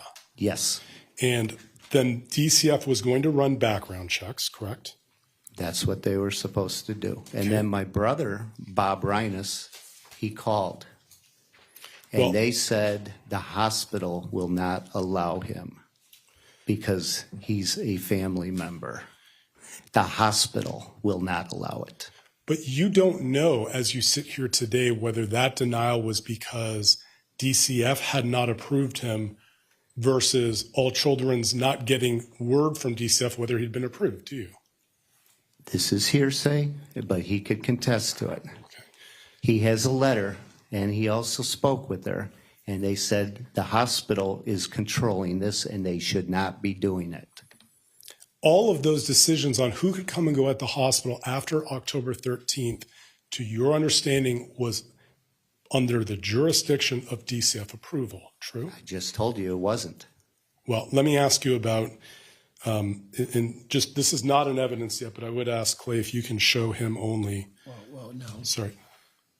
Well, let me ask you a question first. Let me lay the prayer. Do you remember that on October 27th, 2016, you wrote a letter complaining about the church people coming to Maya's room who gained access to a room without your approval? Not without my approval. What happened is, I believe it was Tori Nellis. She is with who? stated that there was some visitors, not only the church people, but there was somebody else that came in and gave a gift to my child, and then also the young lady that runs the Ronald McDonald House. She said, if these people come in anymore, I'm going to lose my visitation privileges. I was highly concerned, and I did not know about the church people. I had nothing to do with that. So yes, I did write a letter to my lawyer, Deborah Salisbury. Because you were working with Tony Niehaus, was with who? Tori, Tori was with who, sir? one of the third party, whatever, Safe Coalition or whatever, I don't know. With the DCF Safe Coalition group, true? Somebody like that. And your complaint was that you didn't understand how they were able to access Maya's room without your permission, true? I was concerned not only for them, but the other people that went in there as well. I did not want to lose my privileges. You didn't authorize them to come to Maya's room either, did you, sir? I don't have that authority. Let me ask you about, you were asked by your counsel about some transfer diagnoses, okay? Yes. You're not denying to this jury that as of November, after Maya was sheltered by order of the state, in early November, you and your wife had the opportunity to consent for Maya being transferred out of All Children's Hospital, but you and Beata refused. That is correct. Let me ask you about one of the other documents on that issue as well. Well, And that wasn't you and Beata. Beata refused. I remember that. Okay. But just so this is clear, in November, Maya could have left All Children's if Beata had said yes. She could have, but we weren't going to do it under that diagnosis. The diagnosis code that had already been made at Lurie Children's, Tampa General, and at Dr. Menda's office, true? Objection. Those are facts, not evidence. Misstates the evidence, and if we're going to have him comment on Sustained. And Mr. Shapiro, the jury has been seated for over an hour and 30 minutes. Now's a good time for a break, sir. Now's a good time. Now, members of the jury, this is going to be your last break of the day, hopefully. Let's try to keep this to 10 minutes. Let's do not discuss this case amongst yourselves. Do not do any investigation. Receive no information. All rise. Jurors exit.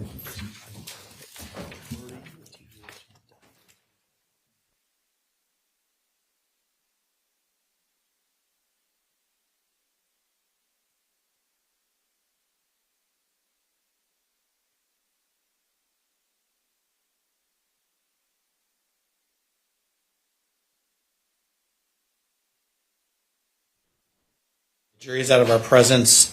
Let's talk scheduling for just a moment. I have a motion, Your Honor. Let's talk. What's your motion? Judge, we objected and we're moving for a curative instruction because nowhere in those records does it say Munchausen by proxy. All it says is conversion disorder. It simply means that they believed that Maya believed, but there was that there was pain, but there was no organic. There's a huge difference between Munchausen by proxy, which is a criminal act, and conversion disorder. And if they can show me in any of those records where it actually says Munchausen by proxy as diagnosis, let's see it. If I can approach He said it was Lurie's and... What am I looking at? Lee Memorial? This is a record from Dr. Menda's. That's not TGH, that's not Lurie, that's not a diagnosis. It's not a diagnosis. It's a... Do you have a document from either TGH or Lurie's that says Munchausen by proxy. I believe my question was conversion order or Munchausen by proxy. Okay. Answer the question. Do you have a document from Lurie's or Tampa General that says Munchausen by proxy? Not Munchausen, but conversion disorder. Factitious disorder. Factitious disorder. No, it's not practice. Factitious disorder. Folks, Sorry. what I would recommend is get some language, and then we'll talk about it. But, I'm going to need to see whatever record or records are from Lurie's and Tampa General that underlie the question. So Can we have the question read back so that we can craft an instruction? This request, Your Honor. That's possible. Go to the restroom. I really want to go to the restroom myself. So yes, you can go. And I don't know. It was the last question. Cross-examination. Perhaps after everyone uses the restroom, the court reporter would be so kind to help you all out with that particular question. Thank you, Your Honor. Let's talk schedule for a moment. Mr. Shapiro, how much, I know you said an hour, but I know Mr. Kowalski, Mr. Anderson said that director's only going to be an hour, so. 30 to 45 minutes. Okay, which puts us to 4:15-ish. Do we have a witness or a deposition that's an hour or less? I don't know. That's ready to go. Looking at it, it's more than an hour, 35, 45, I think. It's an hour 20. Our depositions are over an hour. My question is there a deposition that is ready to play that is 1 hour or less? No, Your Honor. So effectively, we're going to finish with this witness and then have no other witnesses today, it sounds like. Sounds like. Okay, let's take less than 10 minutes for a break.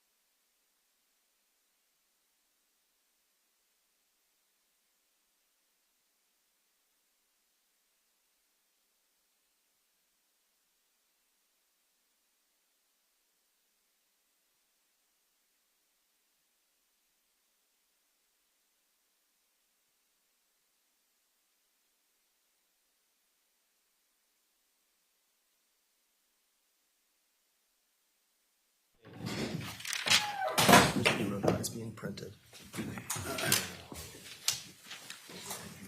Well, Mr. Hughes, Everyone quit on me.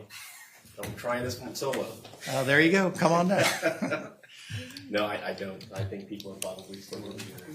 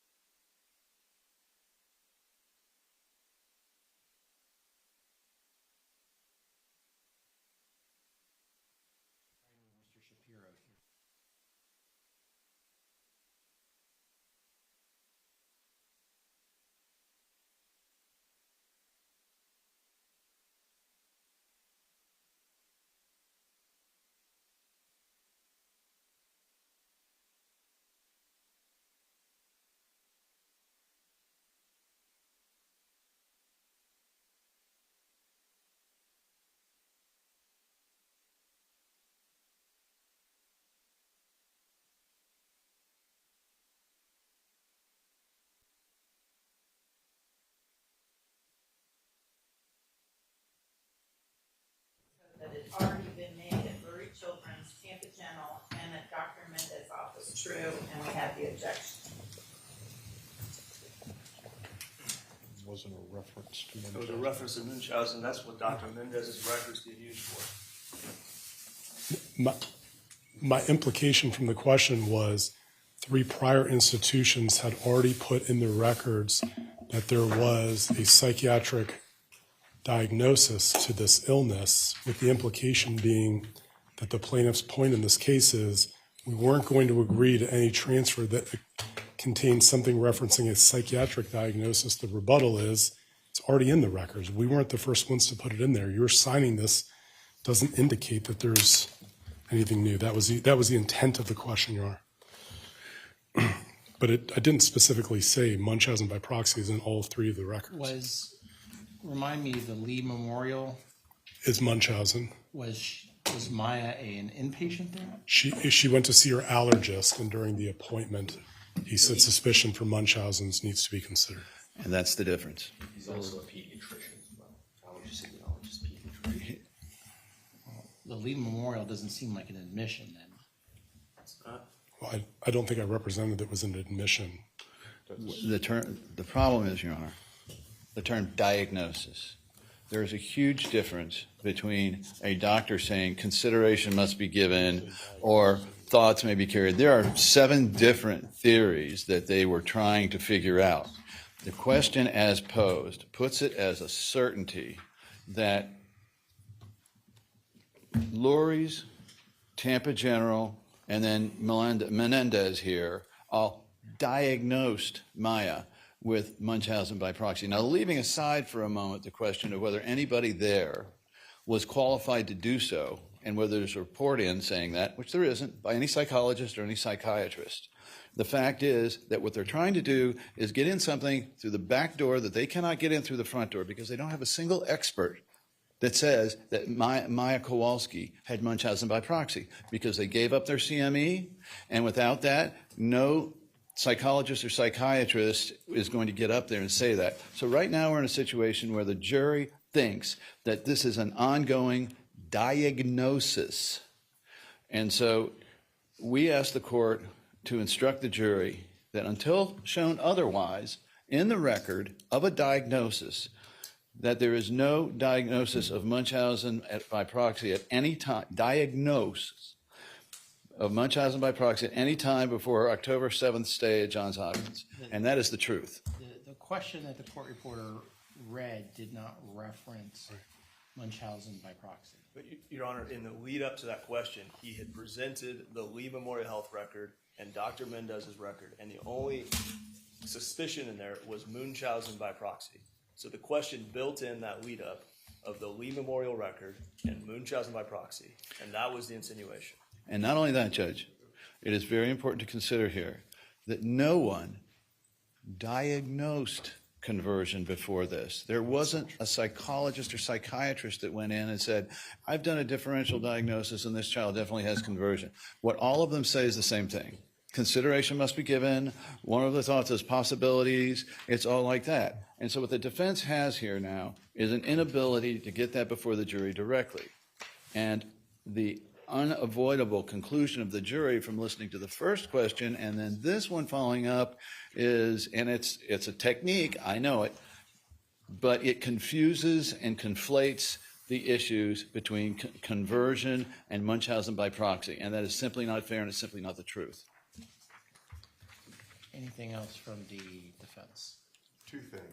First of all, Tampa General did in fact say diagnose Let's hear it. psychological factor affecting physical condition, conversion disorder versus factitious disorder versus other. The folks at Lurie's said something similar about a psychogenic disorder. He didn't say Munchausen by proxy. What I suggest we do is to say that the last question should be disregarded and let's start over. And let's be more clear. That's what needs to happen. No, this point needs to be made because it's going to come up over and over and over again in this trial. And that is that they do not have, and the court just heard, there's a lot of dancing around that, but nobody diagnoses it. Show me where a doctor says after interviewing Maya and after consideration of the record, we have determined, a psychologist or psychiatrist has determined that Maya Kowalski is a diagnosed conversion disorder or a factitious disorder or a Munchausen by proxy. It's not there. Well, the only thing I would respond to that is if we're saying in this courtroom that only a psychiatrist or psychologist can make this diagnosis, then they had Dr. Chopra come in as pain management and refute the diagnosis. But that aside, it's right here on the Tampa General discharge paperwork done by Dr. Paul Kornberg, who is a pediatric physiatrist. Let me see that, please. Physiatrist is your first clue. The distributor welcome when you cross the clerk and here it was.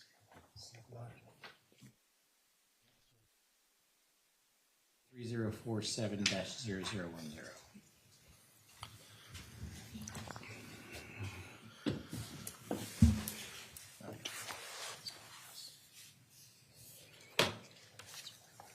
I am not inclined at this time to interject myself based on that last question. So I'm going to overrule your request for any sort of instruction with respect to that last question. I certainly don't want the defense to create an impression, though, that the records don't bear out. So let's just be very cognizant. Yes, Your Honor. Well, Okay. add that to the motion. We're going to get into it, and I think the court should enter some form of direction to counsel or order about this. Until they can show it, they shouldn't be coming in here and trying to mislead the jury over this. And that's exactly what's going on. Anything else? Not from the defense, Your Honor. I understand. Let's bring in the jury. Can we make sure that this is in the record? Proposed jury. I'll write on it and hand it to the clerk.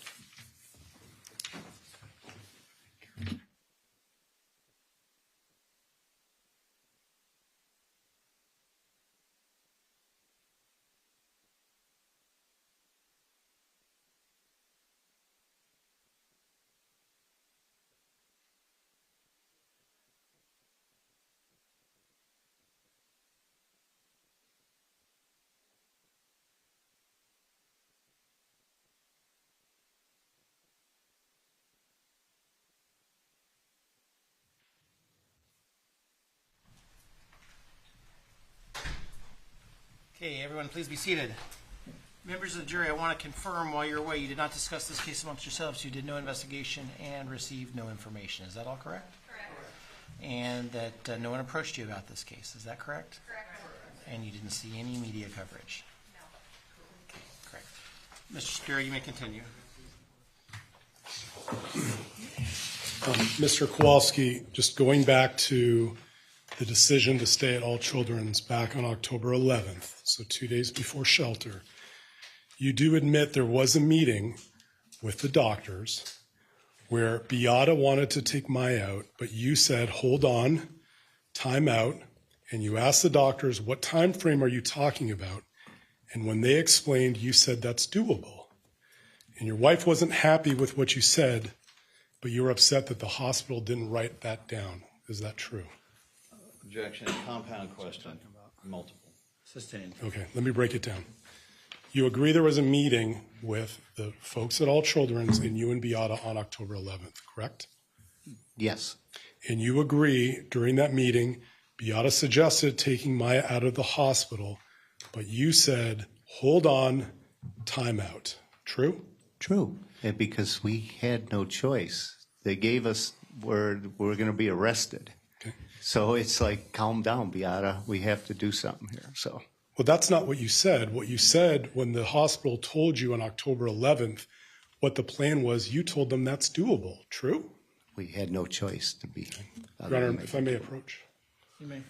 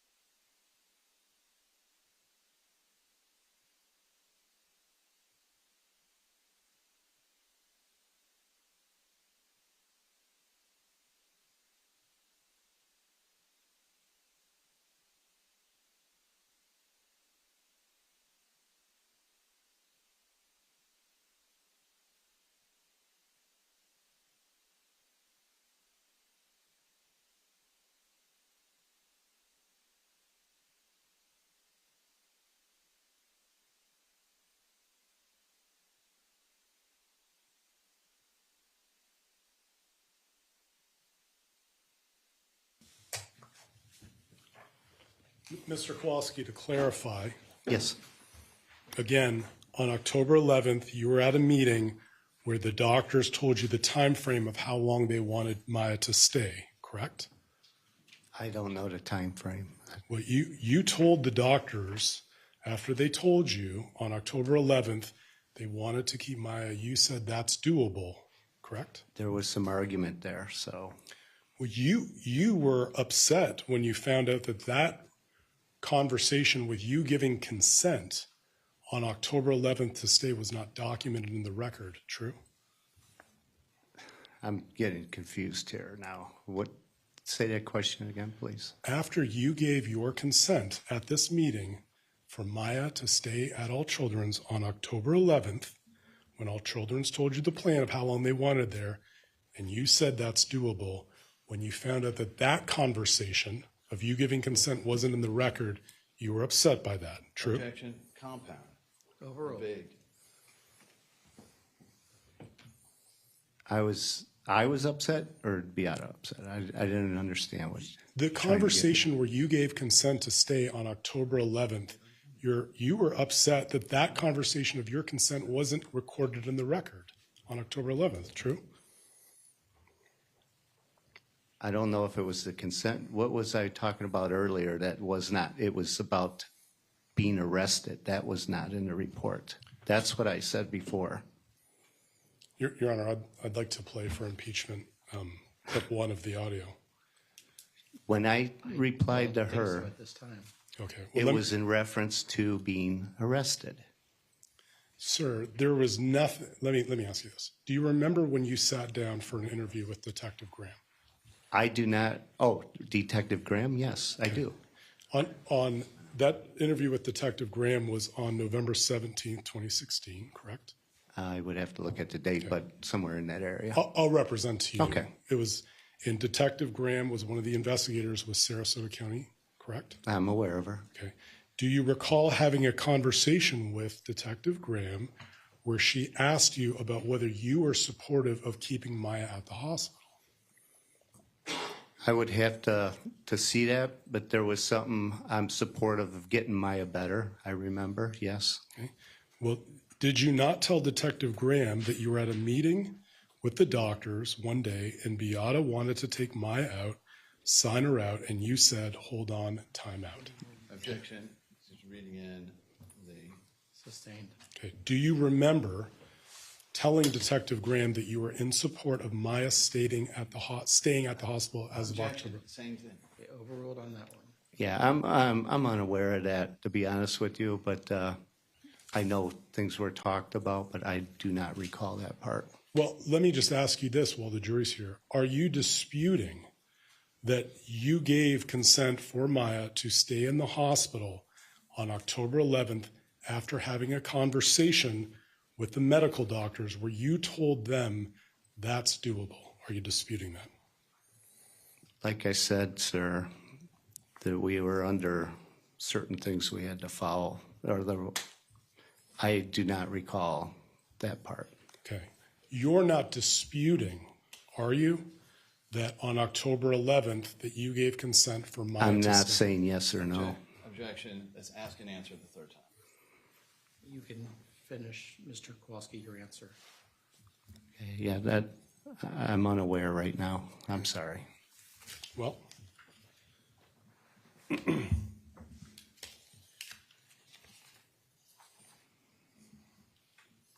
even as of November 17th, 2016, you were receptive to keeping Maya at all children's. True?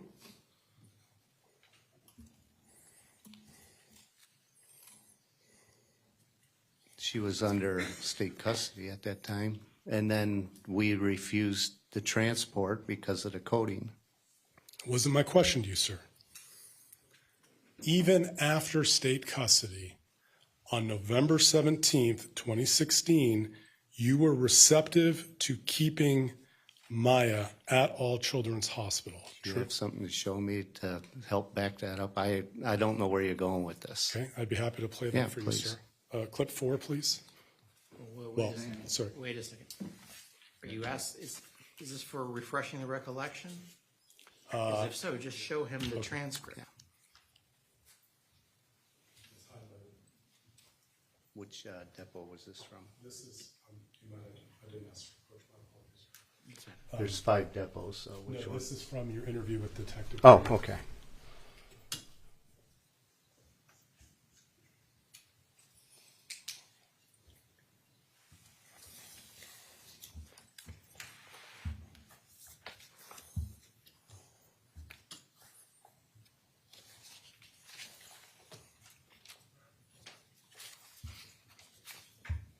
That's what it says there. Well, I understand that's what it says, sir. It's true, though, is it not? Well, I can't, it's there, so. Respectfully, Mr. Kowalski, you told Detective Graham while Maya was sheltered at All Children's Hospital that you were receptive to keeping there even as of November, true? That's what it says, but that interview was extremely, very, very difficult to get through. She was, you heard the tape. Did you didn't lie? Let him finish, please. Sorry, go ahead, sir. I was under a lot of stress. I didn't know where she was going with that. You know, but I do not recall that, but that's what's in the writing. I must have said it, yes. Okay. So what's clear to this jury, you, admit that you told Detective Graham on November 17th, 2016, that you were receptive, even at that point, to keeping my adult children. You're not disputing that, are you? I'm not That's disputing. irrelevant. The decision already been made. I move to strike. Let me ask you about some of the bills that you were asked about. Yes. When did you first review the bills from All Children's? The bills would have been after Beata's death, I would imagine. Okay. Because she's the one that handled the bills. So just to be clear, the bills that you reviewed from All Children's that your counsel walked you through, you would have reviewed after your wife's death, true? Yes, I didn't, it was, I had no idea where she kept all that, and it took some time. Okay. At the time you reviewed them, did you believe the CRPS codes were true and accurate? On the billing, Yes. it's state CRPS on there. Let me ask you a little bit more about that. And Clay, it's Joint Exhibit 2017-663.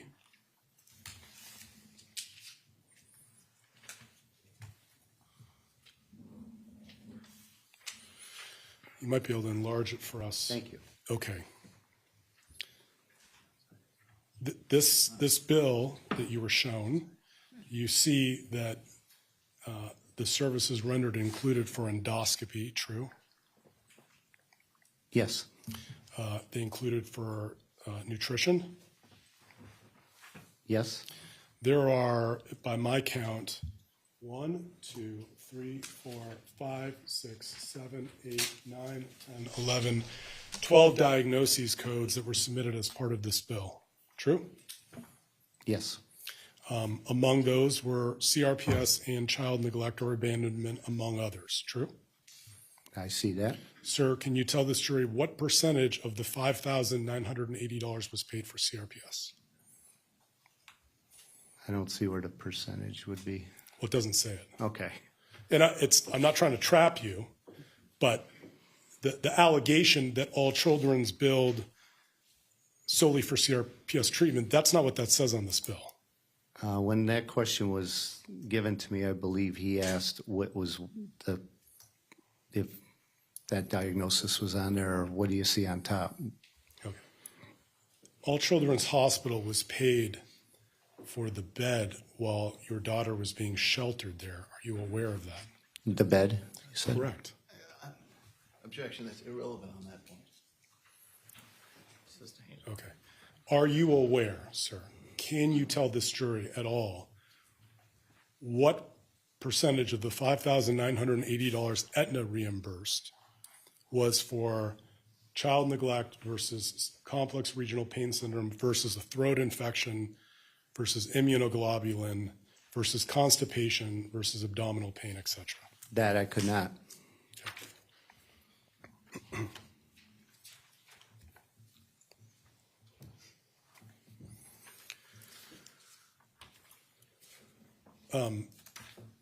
You can take that down, Clay.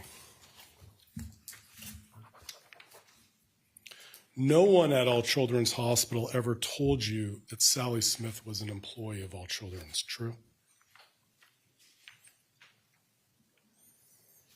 No, and nobody told me that she wasn't. All Children's never told you that Sally Smith was their employee, correct? No, but she was wearing the same lab coat. I'm asking you, so that's a no, correct? I said no. Okay. And in fact, your wife knew who Sally Smith worked for, right? I cannot speak for that. One moment, please.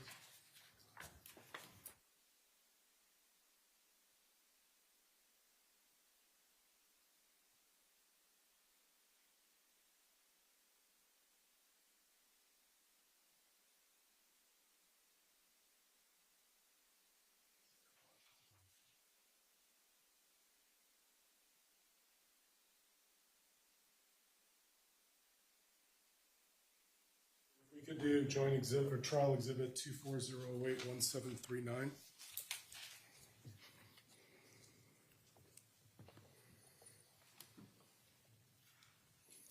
And it's in the about 2/3 of the way down the page, it says Tuesday, 10/11 Eve, I had another supersized visit. This was the email we showed earlier that Beata wrote to you. True? Where does it say it went to me? It says, do you want to see the date of the email again? Please. Okay, Clay, let's go to the first page, 1738. So I'll represent to you, this was... Yeah, I see it. Okay, so let's go to the next page, 2408-1739. Tuesday, 11 Eve, I had another supersized visit from MD Dr. Smith, who was sent by CPS to investigate this possible child and abuse and neglect case. That's what Beata wrote to you. Okay. Okay. Let me ask you about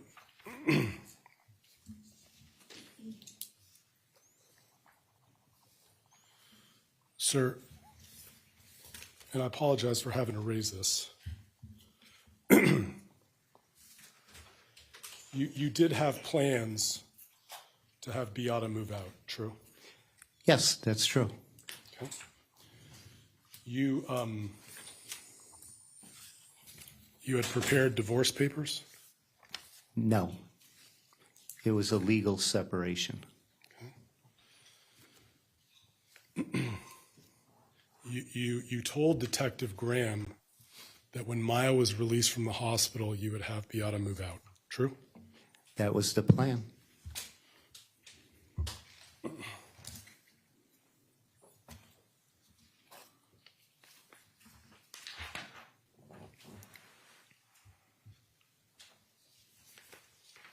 And divorce papers were prepared. We were going to do a legal separation. I'm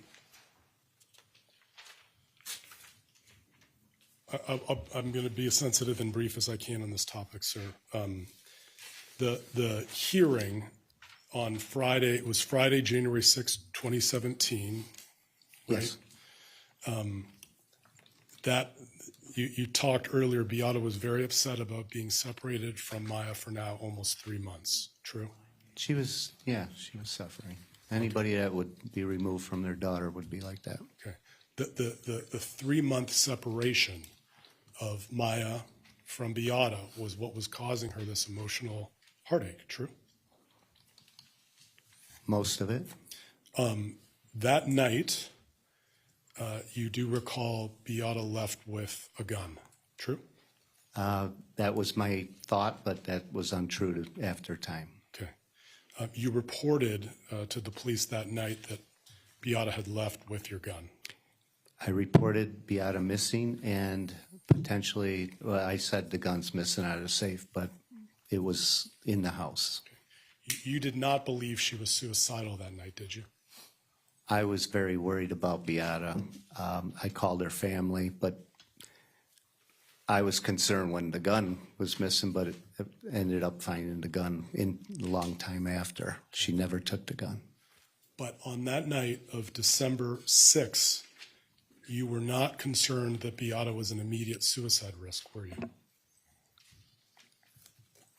I was concerned that she was missing. I was concerned about her health. I called her family after she was denied in court. Her brother did fly in, but she did come home.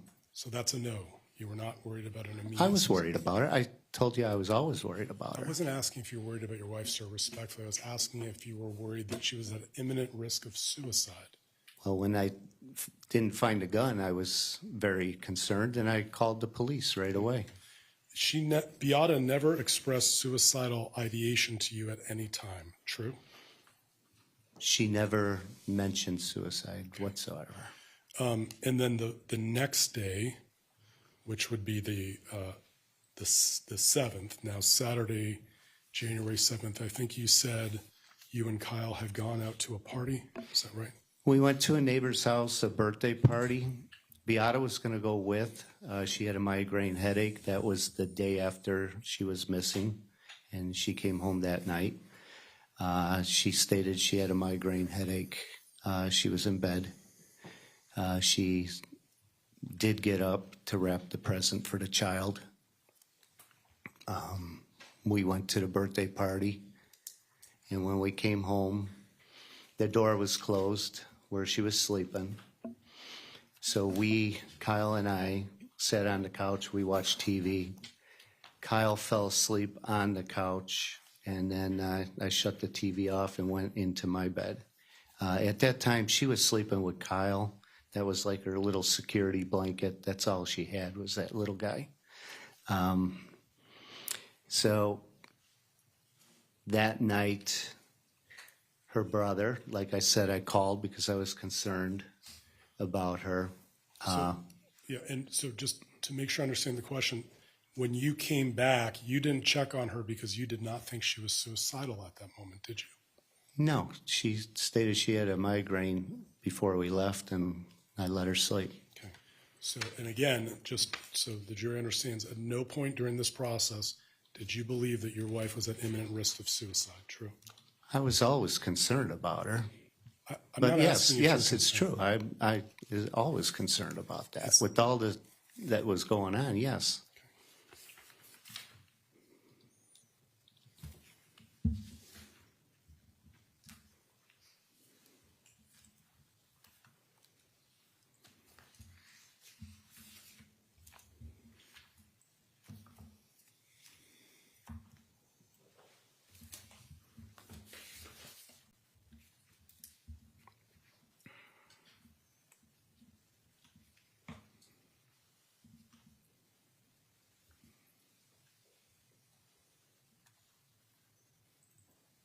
But Beata never expressed any suicidal ideation to you in November, December, or January, true?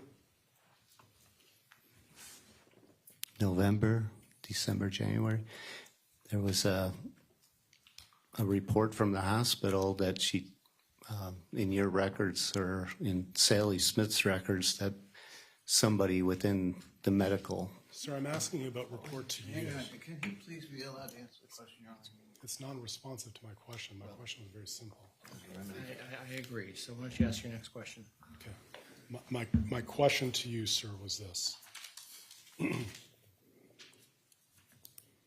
Did Beata ever express any suicidal ideation to you in November 2016, December 2016, or January 2017?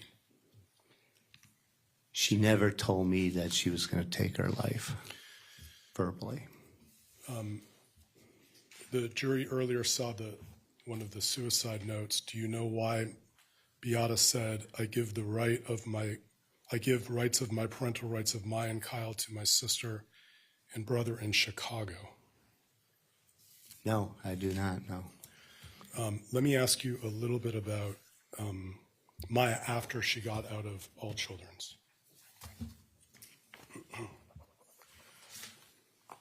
We had a chance to talk to, at least my partner, Mr. Hunter, did, in November 2019 to give you an idea of time frame. First depo. Yes, sir. Okay. At that point, so now we are a little over 2 years after she got out of All Children's Hospital. Other than allergy medications, Maya was not on any medication, correct? Not that I'm aware of. I would have to review that. Okay. She had not seen anyone for asthma in over 2 years, true, by that point? That's true, and hopefully, like we said, ketamine and hopefully the hyperbaric chamber did help for that. Okay. Well, to be clear, after she got out of All Children's Hospital in January of 2017, she's never received any ketamine, has she? No. And she's never gone to hyperbaric medicine, has she? No. In fact, as early as 2018, you were able to scuba dive with her. She scuba dived, but with her arms. Okay. Well, she was back in school the next following year. Yes, on crutches. And she became president of her class, true? That is true. She was waking up at 4 a.m. Running in the morning? Running? She was exercising Not running, at 4 she a.m. exercising. Okay. She, as of that point, at least when you talk to my partner, Mr. Hunter, You did not see any signs of CRPS in her at that time. True? At that time. Okay. And again, when we talked to you in October of 2020, you saw no signs of CRPS in her at that time either. True? No, but unfortunately, there are signs now. Okay.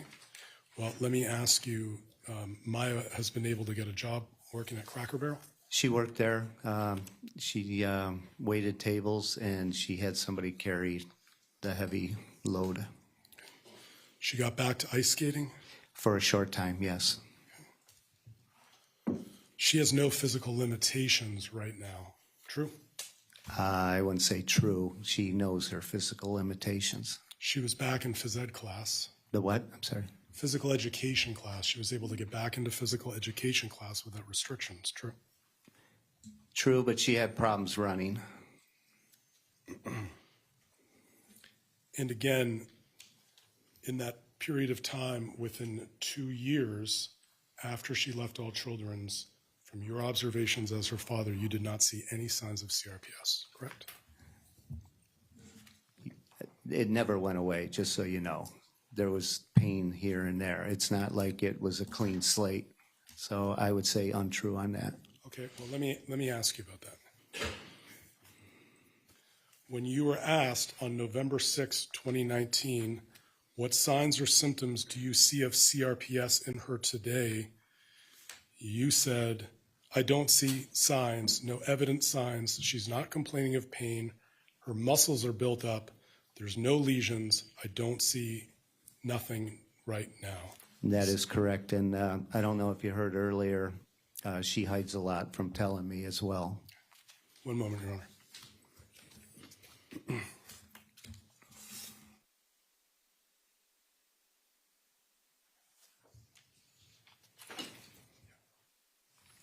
Just a couple more questions, sir. The Famous yeah, true.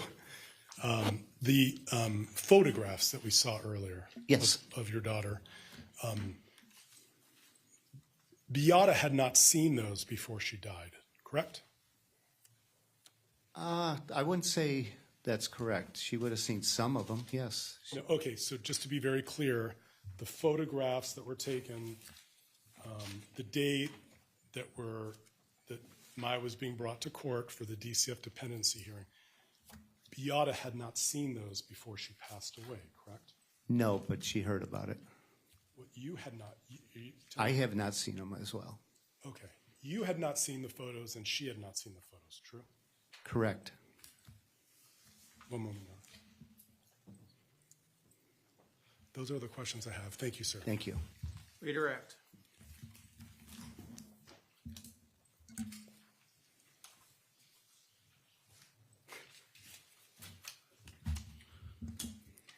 So those medical records had a lot of direct quotes in them, didn't they? Medical. Right? The Johns Hopkins records? Well, they were trying to say what you were saying? No, I mentioned that before. Yes. And they kept bringing out what would be considered sort of negative information, right? Object to the leading, Your Honor. Overruled. Yes, and like I stated, there was several things missing, such as lesions or dystonia, things like that. Well, right. These were the same people who stopped documenting symptoms after a certain period of time. Is that right? Objection, leading, and argumentative. Sustained on that one. What, if anything, did they do about those lesions and other symptoms after about, I don't know, October 13th or 14th? They went from lesions to self-inflicting wounds. So these same people have got all kinds of direct quotes, right? Isn't that true? And they've got a lot of assertions about where you did, what you did, right? Objection, leading, and argumentative. Right now, it's just a statement. I haven't heard a question, but it does sound a lot like leading. Right. Well, let me ask you something, Jack. Through all of the records that you have seen back from TGH and back from Lurie's and back from the other doctors, did any of them put up a system of direct quotes and denials and you said this is and they believe that? Objection leaving vague and argument. Did, Okay, I didn't understand the question, so I'm going to sustain on vagueness. was this the first time somebody had put into the medical records all of these types of allegations consistently against you? Objection, again, vague, argumentative. That one's overruled. You can answer that. That all the hospitals did the same as No, what they did? I'm asking you whether this was the first time, whether Johns Hopkins did. Was this the first hospital that had ever put all this kind of stuff into your record? Oh, yes. Yeah, there's quite a bit of stuff in there. So from this perspective, were you relying on them to be the treating physicians at this point? Is that right? Johns Hopkins was supposed to be treating your daughter. Yes. They were not supposed to be prosecuting your family, were they? Objection, move to strike. I'm going to overrule that question. I'm sorry, say it again. They were not supposed to be trying to prosecute your family. Absolutely not, no. All of this stuff, correct me if I'm wrong, all of these things they put in there were after they had taken the position with the outside world that Maya was making it up and Beata was essentially a criminal. Objection. Is that right? Argumentative, misstates the evidence. Sustained. Wasn't this all after allegations of Munchausen by proxy and conversion disorder had been raised? Same objection. Overruled on that. Yes. So when you go through all of those records and compare them to the last hospital records, do you come away with the feeling that they were actually trying to help you or build a case against you? Objection leading. Alternative. I didn't hear your ruling. Sustained. What, if anything, did it appear Johns Hopkins was trying to do in those records to you? Objection, again, argumentative, misstates the evidence, and lack of foundation calls for a legal. I'm overruling that one. My feeling, they were painting a picture that we're doing something wrong. And they were supposed to be your daughter's doctors? Yes. How many times in your life had you had doctors put all of these things in your records just randomly? Objection, vague, and argumentative. That's all these things. Sustained. How many times prior to Johns Hopkins had any doctors consistently put negative after negative after negative, you said this, you said that, comments in your record? Objection, same objection. Okay. Well, you can answer it this last time, but Mr. Anderson, you need to move on. I'm about You to. have more than amply made your point. I understand. So go ahead and I can answer it, and then we need to move on. That's the first time. So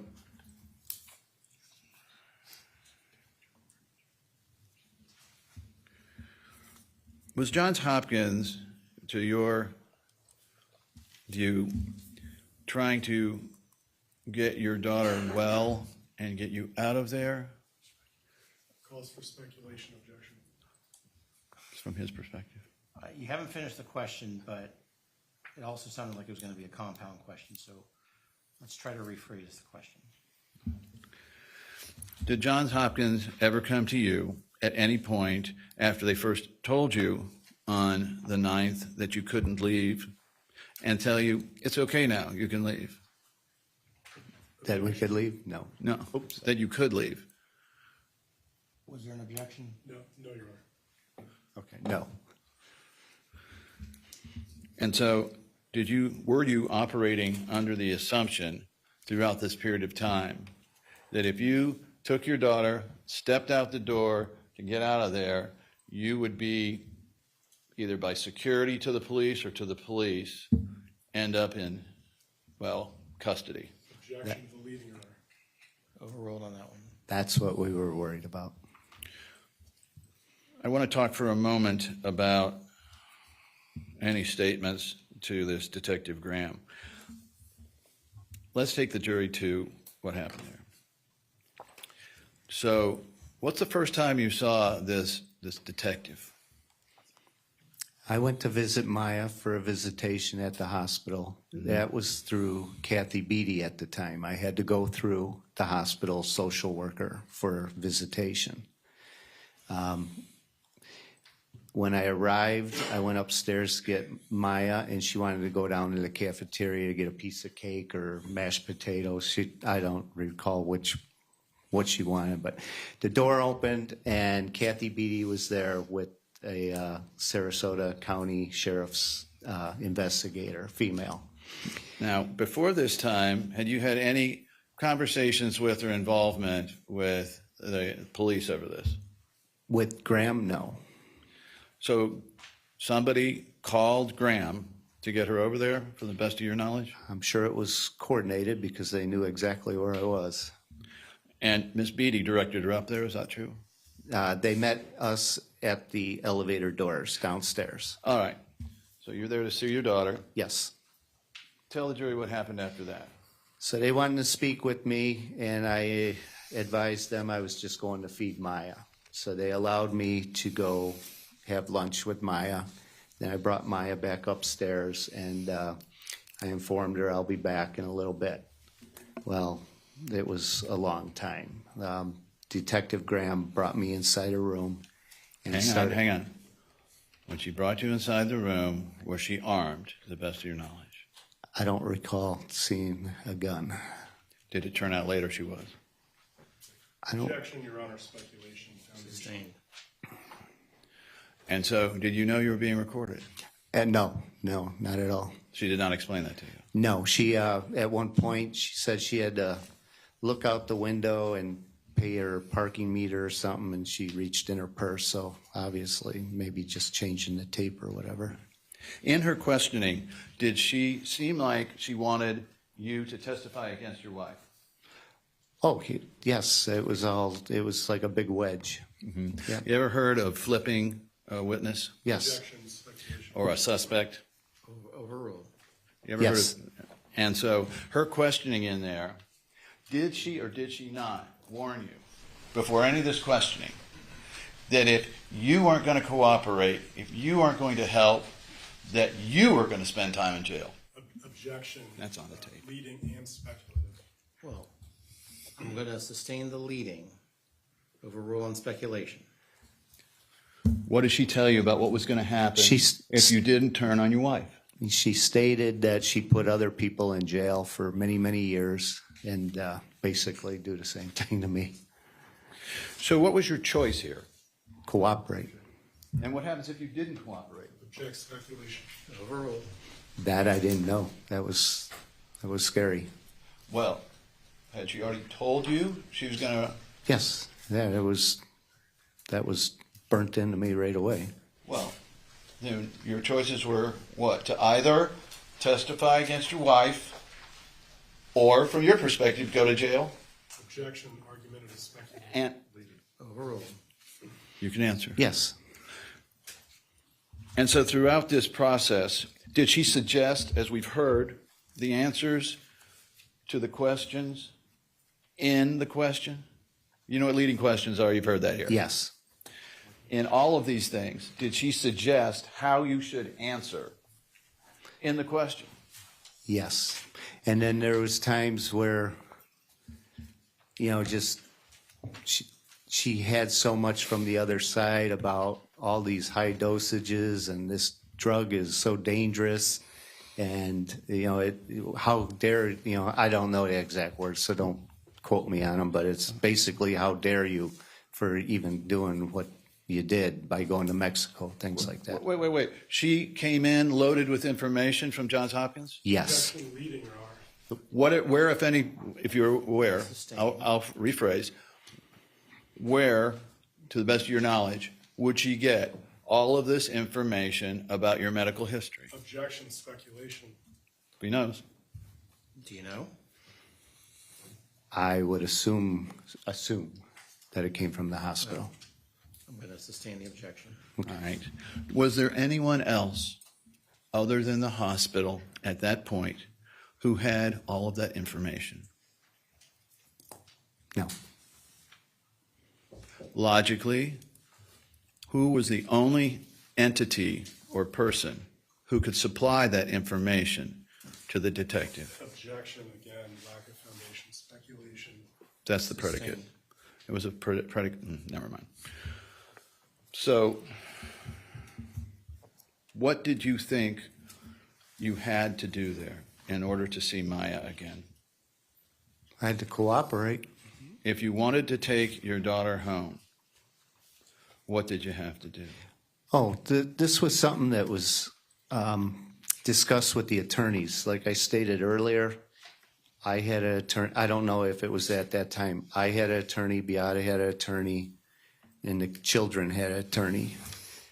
So she questioned you without counsel. Were your attorney there when she was questioning you? No. Objection again to the leading. Was Overruled.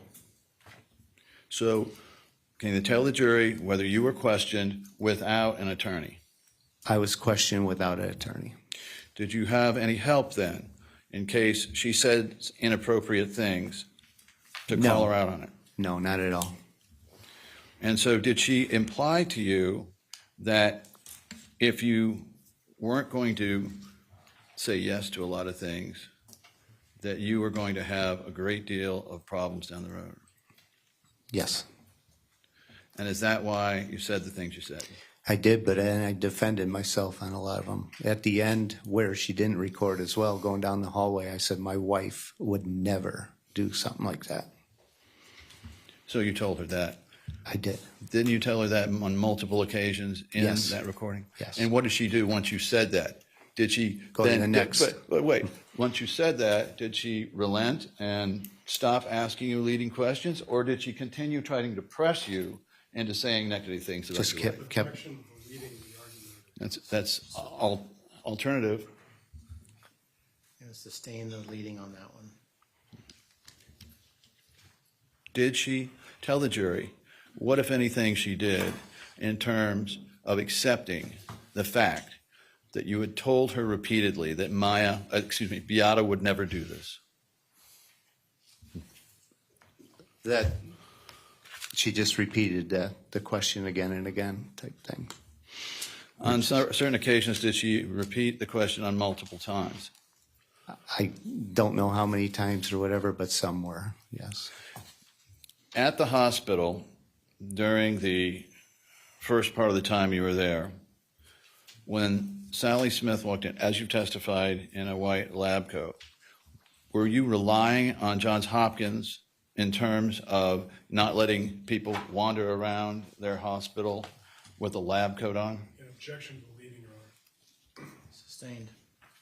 What, if anything, did you rely on the hospital for in terms of keeping people with a white lab coat and the emblem on it out of your daughter's room? Objection to the relevance. Overruled. What did I rely on?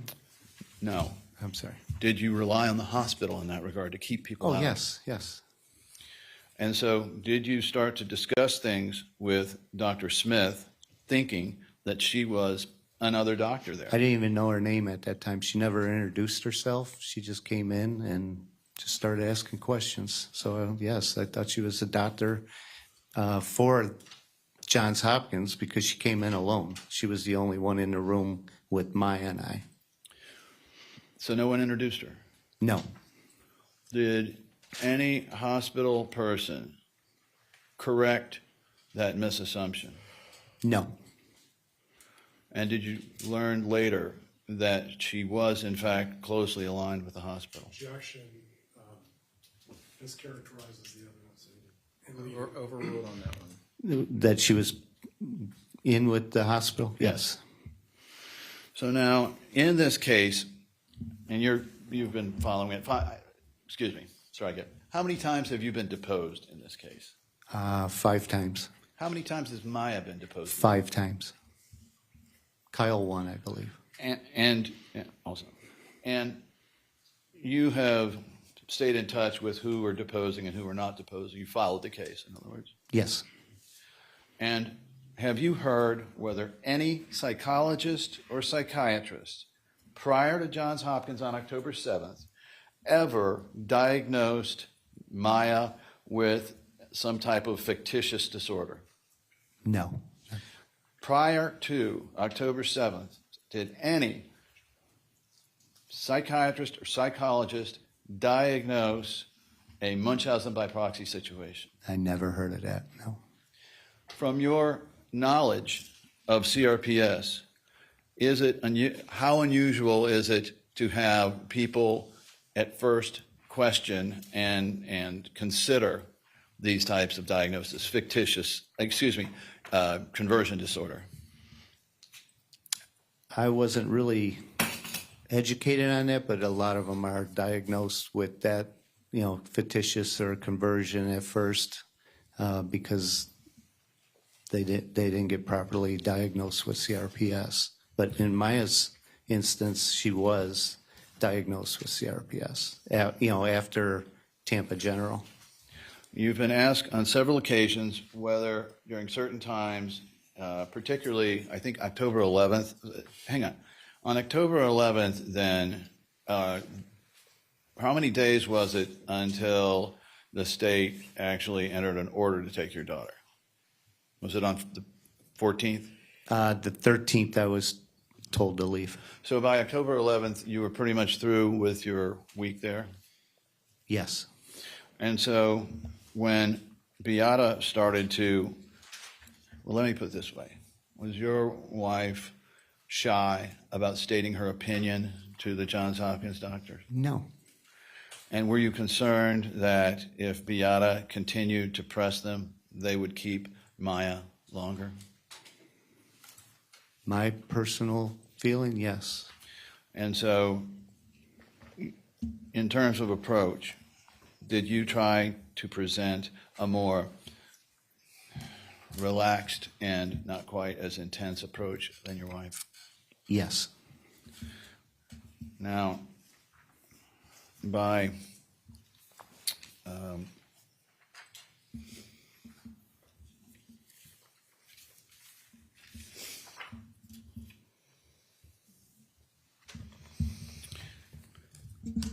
was it your impression, based on everything that happened to you, that the reason for your losing your daughter was because of the use of ketamine? Losing your daughter to the state was because of the use of ketamine? Yes. So after you got her back, tell the jury just how interested you were in trying ketamine anymore. Well, I was instructed not to, but we've seen great results with it. And continue. There's times, we wish we were able to get her treated. And now I'm seeing her, getting a little downhill here. So I'm very concerned. But have you remained concerned that if it gets out to another doctor that maybe doesn't know you as well, that something might happen? Sure. Absolutely. And from your knowledge, and how old are you now? 62. I'm sorry, Dad. But I feel like 80 after today. But has it been your experience that once something gets into your medical records, it tends to stay in your medical records? It's stuck there. Yeah. And throughout this period of time, then, did it appear to you that Johns Hopkins had prejudged you, you and your wife? For legal conclusion. Prejudged. And speculation. I can rephrase. Yeah, prejudge, I don't understand that. Got it. Sustained. Well, in reviewing the records to Tampa General, did you read where Johns Hopkins had sent over a, if you will, transfer report? Did Tampa General send one over? No. Did Johns Hopkins send one over to Tampa General to start this out? We went from Lurie's to Tampa General. I got it. Okay. But do you know if... that I would be unaware of. That would have been Beata. Fair enough. All right. So Maya tried quite a number of her old activities as she got a little better. Yes. Did they last? Some. And why didn't they last? It was too much pain. And what happens, what about memories of her mom? Strike it. Who introduced her to these various activities? Well, Mom, Beata, and Kyle, they did ice skating. At first, it was the two kids, and Mom was sitting on a cold bench in the ice rink. So she decided to start ice skating. Then that was up in Chicago area. And then she did the same thing here. Instead of sitting there, she then, while she was doing her treatments, different patients in different locations, if she went by Ellington, she would take her lunch and skate. Well, from what you saw, did Maya have a difficult time doing activities that she used to share with her mom? It brings back a lot of memories, yes. And were you pleased they were at least trying to do these things? Yes, oh yes. But was it typical that when she tried an event, a sport, a hobby that had been introduced to her and supported by her mom, it didn't last very long? Yeah, and I see that with the piano as well right now, too. Is she playing piano much anymore? Not much. She played a lot before your wife died? It was every day, and in fact, she did it in the hospital as well. She enjoyed it at that time. So she doesn't do that anymore? Not much. She tried ice skating. Does she do that anymore? No. Of course, never got back into gymnastics. No, and her workouts are very limited right now. So many of the activities that she used to enjoy, can you tell the jury whether they're now no longer there or limited? Object to the leading, Overrule that objection. A lot of them are gone. Are you aware that she quit Cracker Barrel?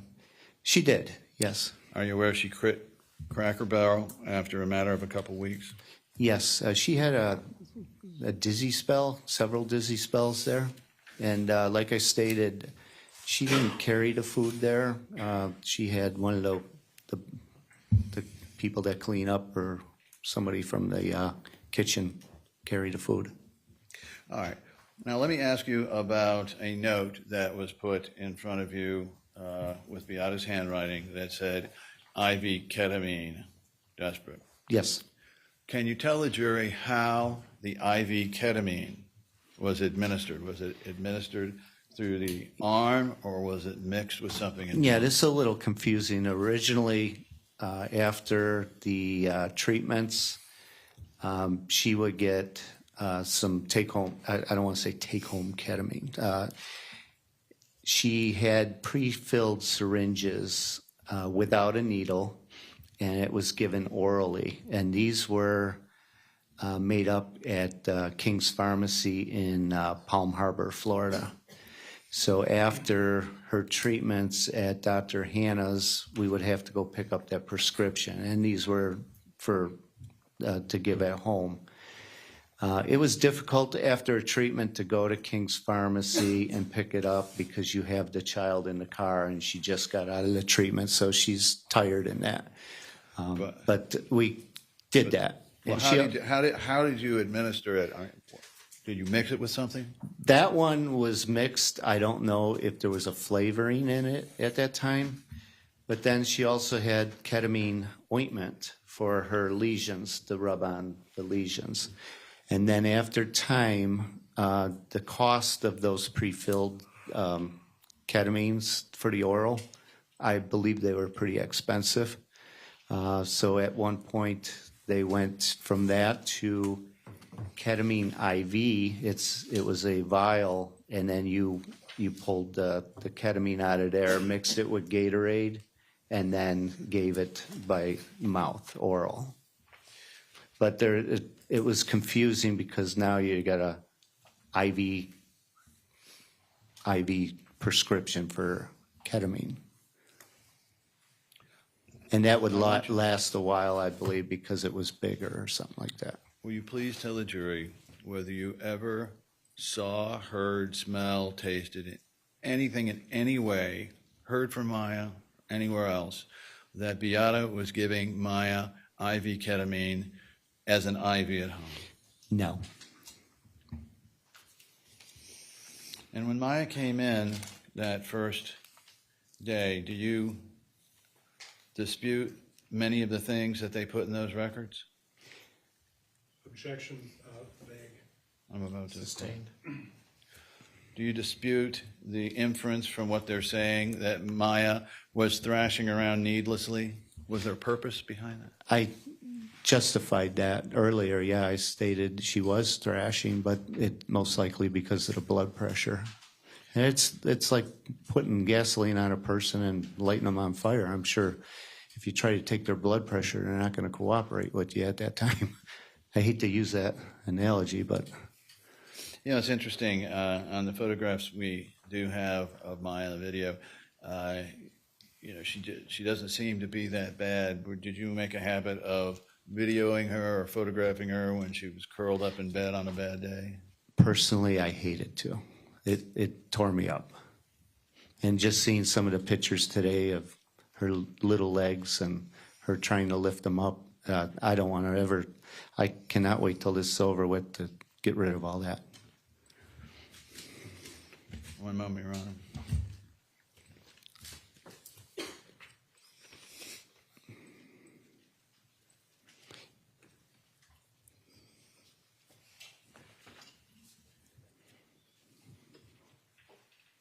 On the amounts, finally, on the amounts involved in and the number of entries on those Aetna billing forms,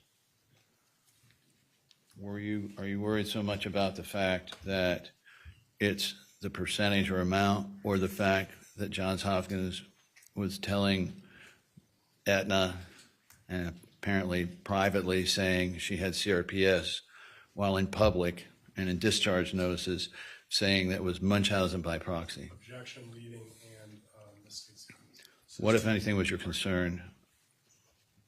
I sustain the objection. What, if anything, was your concern about them putting CRPS in the bills, billing Aetna for CRPS, while things like that, discharge, were saying Munchausen by proxy? Objection, leading, and argumentative again. I ask what? Overruled on that one. My concern was they're billing for it, but they didn't treat Maya for it, which she definitely needed treatment for CRPS.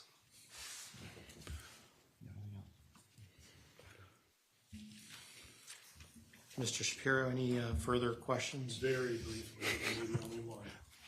Checks in the mail.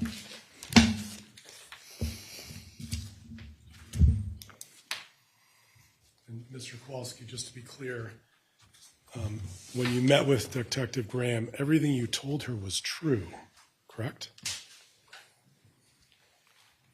Like I said, she led me to answer some questions, but I did not lie. That's my question to you. When you met with law enforcement, were you truthful with them? I was truthful with her, Thank you. but I was led to certain things. Well, sir, whether you were led there or not, were your answers to the detective truthful or not? Yes. Okay, thank you. Mr. Anderson, anything further? Was the fact that somebody had called the sheriff's department to get her down there of concern to you? Very concerning. Did you believe at the time you were giving those answers you were under duress and being threatened? Objection. It's beyond the scope. It's also argumentative. Overruled. I stated that earlier. Yes, I was. No further questions. Nothing further, Your Honor. Thank you. Members of the jury, do any of you have any questions for Mr. Kowalski?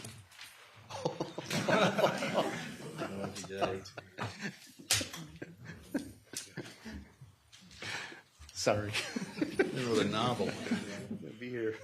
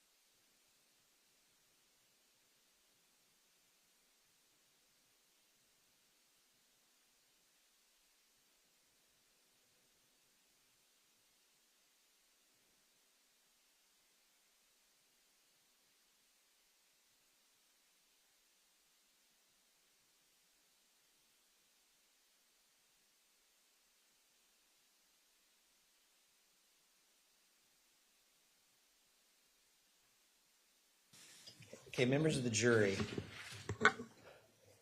I'm going to ask that you step out because it'll go faster if I don't have that white noise machine on.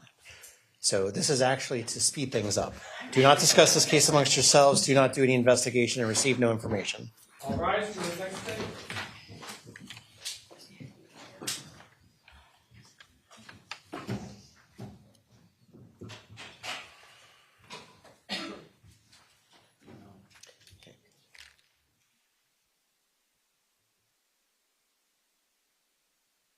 Jury's out of our presence.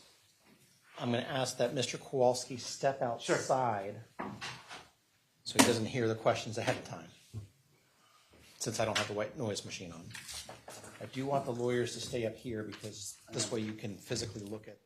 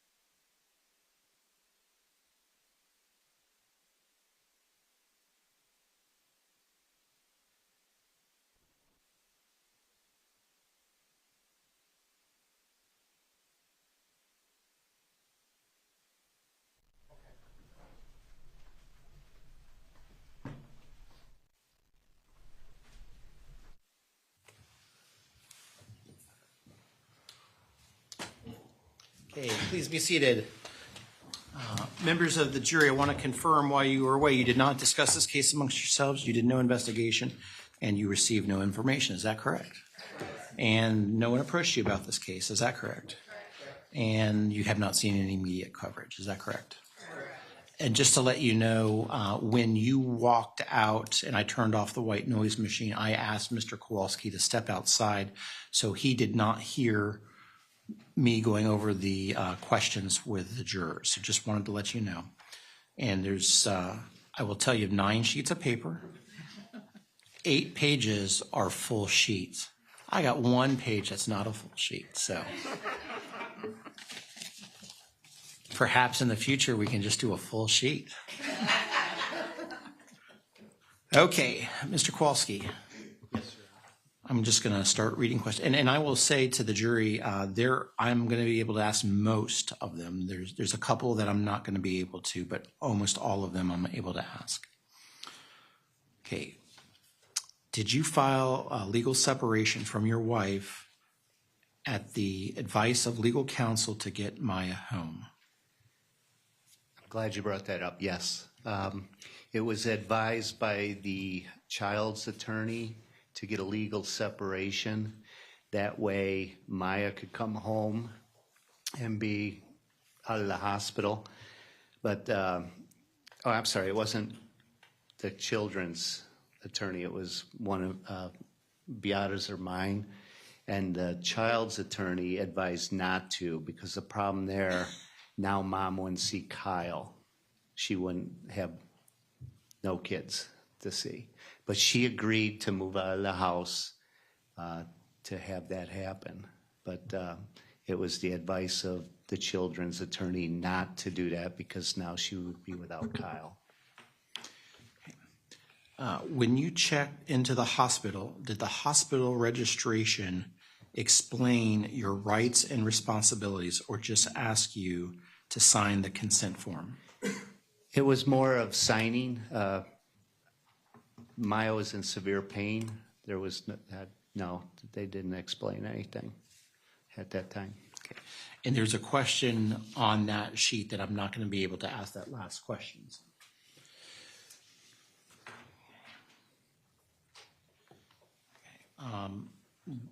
Mr. Kowalski, this is in regards to the hospital, or the hospital wanted passwords of Maya's social media accounts. Was this requested verbally or in writing? They called me. Okay. Do you recall who requested a name, a known name? I do have it. I believe it was Child Life that wanted it, and they stated that they wanted to set up a computer for Skype. But Maya had her own computer there already, so I didn't understand why they couldn't use that one. But they wanted Maya's passwords for all her social media and that. And my recommendation was to just go ahead and use a new password and just give it to us. Okay. That'd be a lot easier. Well, I think you were anticipating the next question. Were passwords given to the hospital? No. Okay. Also, was Maya allowed to use social media while in the care of the hospital? No, she was allowed to use a computer for school. This, I think Jackie Dietert mentioned that. It was the first time the school did something like that, Skype. And then it was probably a good thing for them, a good test, because not too much longer COVID was here and everybody was learning from home. But did the hospital keep Maya from communicating or posting via social media? I do not believe she did any social media there at that time. That I honestly couldn't answer that one fully. Okay. The same juror, the next page, I'm not going to be able to ask those questions.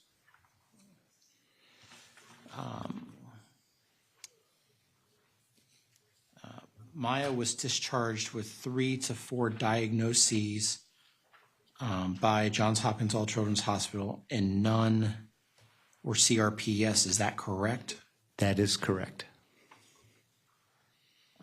Next question. When, if at all, was Maya ever examined and given a diagnosis of CRPS? RPS, the date and the doctor name, please. That was Dr. Anthony Kirkpatrick in Tampa, and that was after the Tampa General, so I would say, I'm guessing around August. I could be wrong on the date or the month. The next series of questions. You are stating that the detective, after identifying herself and you agreeing to be interviewed, did not, one, place a recording device in plain view, like on the table you were sitting at. I guess, is that correct? That is correct. It was not in view. Is it correct that she did not ask if she can record the interview? That is correct. She did not. Is it correct she did not start recording and first, on the record, identify herself, title, the date, time, location, and your name as being interviewed? I didn't hear that. I don't believe so. Thank you. Now we're going to the next juror's questions. I have to say, I appreciate, y'all have much better handwriting than me. But my handwriting is horrible, so at least I'm able to read y'all's, so thank you. When you testified that Maya was not having withdrawal, how would pain reaction differ from withdrawal? What I believe the question was with the withdrawal that was from the medication. She did have pain, though. She was always in pain, and like I said, it's not a constant level of pain. It could be high and it could be low. But when we were discussing withdrawal, that was in reference to ketamine. I never seen a withdrawal from ketamine. What did you observe that helped you know the complaints were pain versus withdrawal? Her complaints? Yes, her being Maya's complaints. The pain, you could see her guard, and then, her facial expressions. A withdrawal, I would imagine more shaking, things like that, like a seizure, but you could see the pain. And I know her pain, so I knew the difference, and I never witnessed a withdrawal. Next question. When Maya had her issues on July 4th, it seems that lack of motor function and pain reaction seems like a significant development. The record showed treatment took place a few days later. When did pain climax on July 4th? She had pain, and they first believed it was from all the steroids she received. But then later in July, I believe, July 20th, that's when we really started seeing more signs with the pain. Again, you contemplated the next question. I'm good at it. How long between episode to ER treatment? I believe there's one before the 17th, but there was one in between, I believe. I could be wrong, but I'm almost positive. But we see more pain and more problems as it went on. If there was a delay of more than a couple hours, why? I don't understand that one. Okay. I'm sure the lawyers can follow up. Maya's room, when it moved, did Maya get moved often? If so, how often? Maya did get moved, and I read in my notes just recently, she asked that question, and the nurse stated after 30 days you get moved to another room.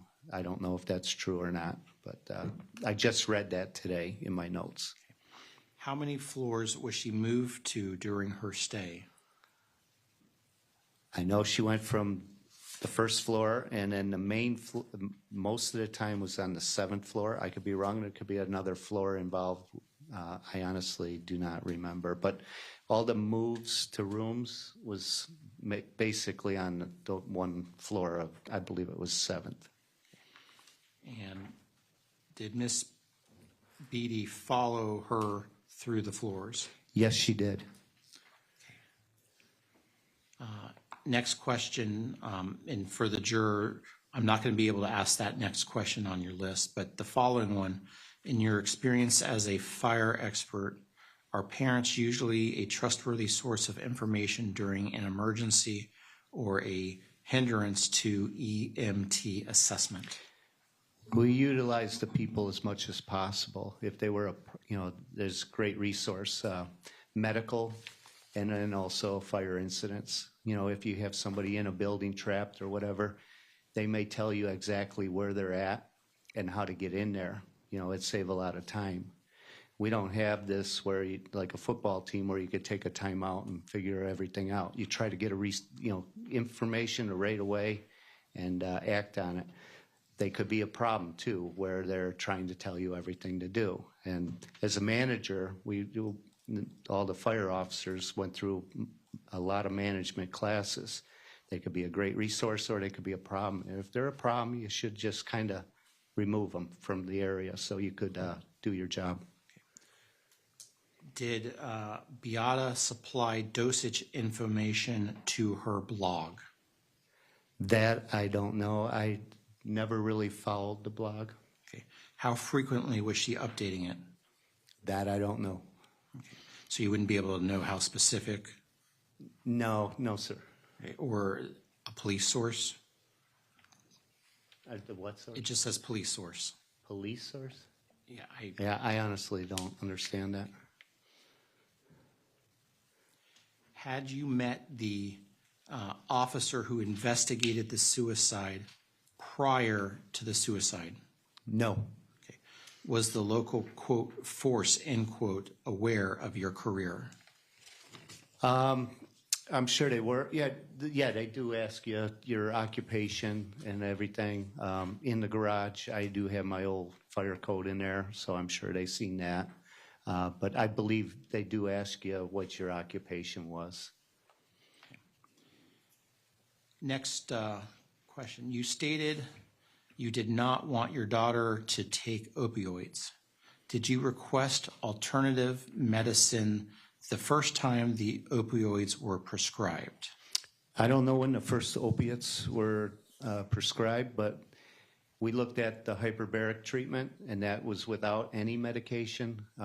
We thought that would be a good route to go.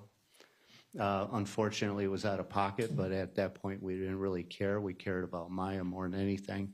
And I meant to ask the doctor about if that helps the liver too, but I'll have to find that out someday. Well, I'm going to go ahead and ask this, although I wasn't quite sure if, based on your answer, but if the previous answer was yes, what were the options and why did you decide against the alternative medicine? Yeah, I wasn't the one doing most of the research, but I really don't have an answer for that one. You stated most communication went through Beata. That is correct. Would you read through the medical notes throughout the duration of Maya's illness to ensure you received accurate information and to ensure that there was a clear understanding of communication between Beata and the medical staff?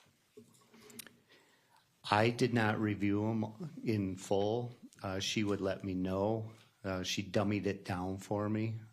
I do not know a lot of these terms or treatments, but I had 100% trust in her.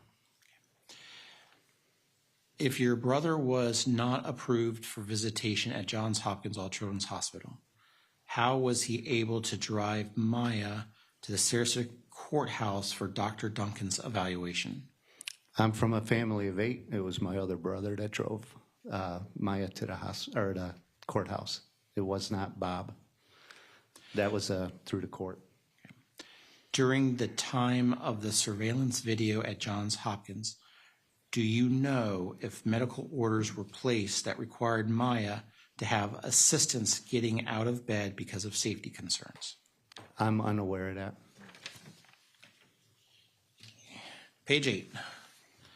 At any time has Johns Hopkins All Children's Hospital staff, and I guess this is if you know, at any time has Johns Hopkins All Children's Hospital staff been trained on CRPS, how to treat, and when did that training take place? That I do not know.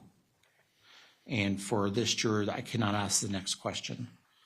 The next question, Kathy Beatty, does Kathy Beatty work at Johns Hopkins All Children's Hospital or CPS or DCF? And is she still working there? I believe she was an employee of the hospital and she's no longer working there. And the last page, the page that isn't the full page. It's missing its friend. Okay. Was an assessment or investigation ever conducted on the family to either confirm or rule out the Munchausen allegation? All family members, we had to go for a forensic psych evaluation. That was through Dr. Duncan. And I believe that's what they were trying to use that to rule it out. And I believe we heard Dr. Duncan with her findings. And then the next question is, if so, by whom? Dr. Duncan. Okay. Members of the jury, that concludes the questions that were given to me. We're at 5:25. I see we've got one more. Let me ask you this. I'm sure the plaintiffs and the defense are going to have follow-up questions. We're at 5:25. I don't, Your Honor, if that helps for timekeeping, but it's up to you. Okay. Do you want to finish this witness, which might be 5, 10, 15, 20 minutes, or do you want to leave for the day? Okay, so what I'm going to do, I was just handed another question, but for the sake of time, I'm going to let Mr. Anderson ask his questions. Then we'll see if Mr. Shapiro has any questions. And then we'll go back to see if there's any further questions in addition to this question. Jack, you were asked about whether the hospital had any training in CRPS. Were you told that they did not have a pain clinic, and that was why they wanted to transfer you to Nemours? Objection, hearsay. Overruled. At that time, I know they did not have a CRPS program. I know I could be wrong, but I believe it was Dr. Elliott saying that they're in the future gonna have one. But at that time, I believe there was not. Was the excuse to transfer you that they did not have a pain clinic or CRPS program when you all came in? Is it true? Yes. That is true. At that time, they did not, according to Dr. Elliott. All right. And I'm trying to read the questions too.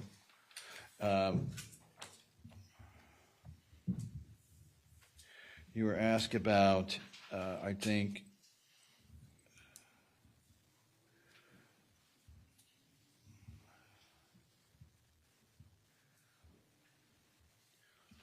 I have a question for the court. We'll take it up in a moment. On the 4th of July, there was a question asked about how soon you got treatment after Maya had the event on the 4th of July. Did you take her to the ER immediately? Yes, Beata took her to, I believe that one was Sarasota Memorial, and that's when they only had their main campus. So it was in downtown Sarasota.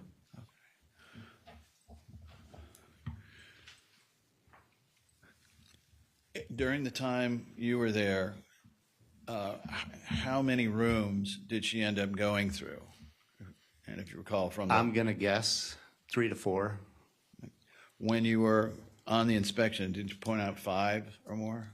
Most likely.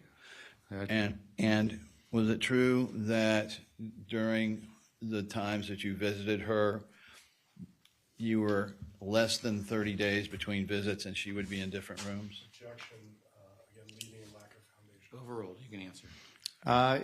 There's times I'm sure it was less than 30 days, yes. If you did the math, yes, it would be. I think what the jury wants to know was that did that appear, that whole move every 30 days appear true to you or a excuse for moving her 4 or 5 different rooms? Objection, foundation, argument, and Overruled, you can answer. I'm sorry, can you repeat that? Sure. I think what the jurors are interested in knowing is whether that moving her to a different floor every 30 days was, to you, did you take that as a true reason, or was that an excuse based on what you saw? I don't think it was a true reason. I would believe it would be an inconvenience for them to move everything every 30 days. So in your experience in visiting her, did you go to different rooms within a 30-day period? Yes. All right. And you'd been asked a question about them being trained in CRPS. I think we've already covered that.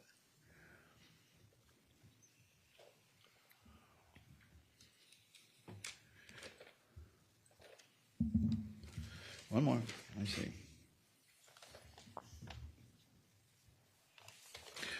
Through the time that Maya took, had the ketamine infusions, did you learn or see whether it affected her liver or not? Did her liver functions remain normal throughout all of that?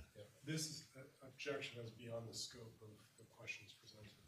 No, it's You can about. answer. I know it affected it, but it would come down. I am not a doctor, and I think the best place to find that is maybe in their Dr. Hannah, Dr. Kirkpatrick, or Cantu's medical records. But I know it wasn't a big concern. So was it actually during the infusion that they would have some variance, and then afterward nothing? I believe.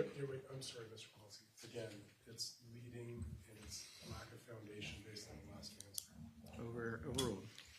Yeah, I believe it was a short term during, but I personally don't know exactly. Fair enough. You were asked, finally, you were asked about the decision, not the decision, but the option of filing for legal separation. Was that because you no longer loved Beata, or was it a tactical decision to try to get Maya out of that hospital? It was nothing about not loving my wife. It was about getting Maya out, and Beata was 100% compliant with that. And throughout this entire period of time, despite all of the tension, did you continue to love your wife? 100%. Are you finished, Mr. Anderson? I'm sorry. Yes, sir. Okay.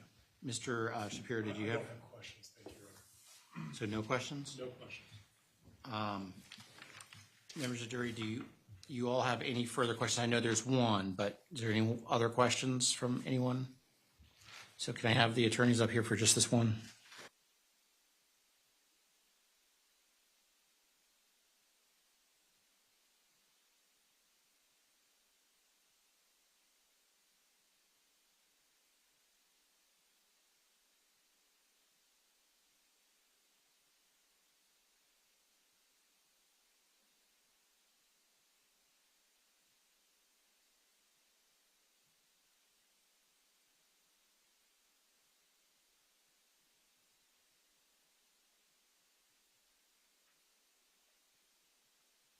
Okay,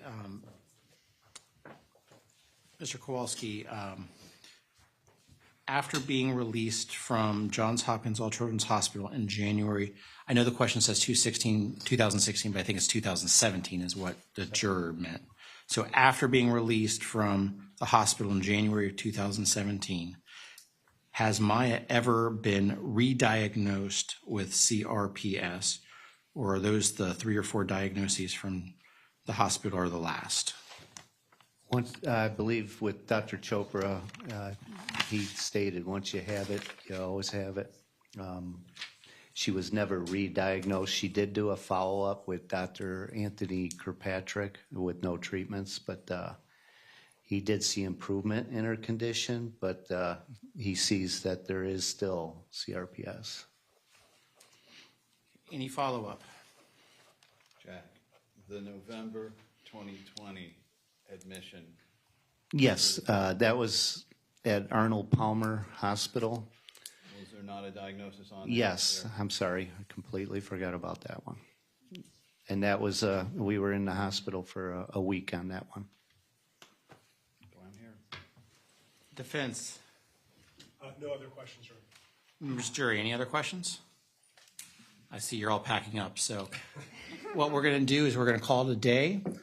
Please do not discuss this case amongst yourselves. Do not do any investigation and receive no information. We will meet at the regular time tomorrow. Yes, I'm aware there's a national emergency alert that all our cell phones are going to be going off. And we're going to put all the cell phones right in your box. No, we'll take care of it. So with that, if you could just follow Deputy Coley out, have a great evening. All rise for the second.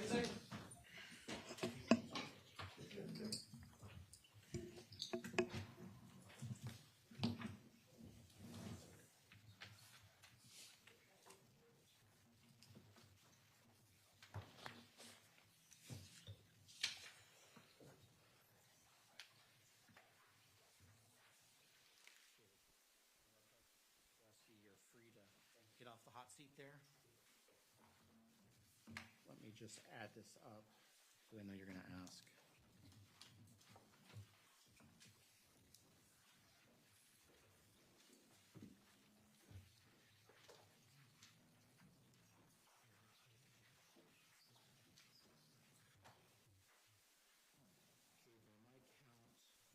The plaintiffs.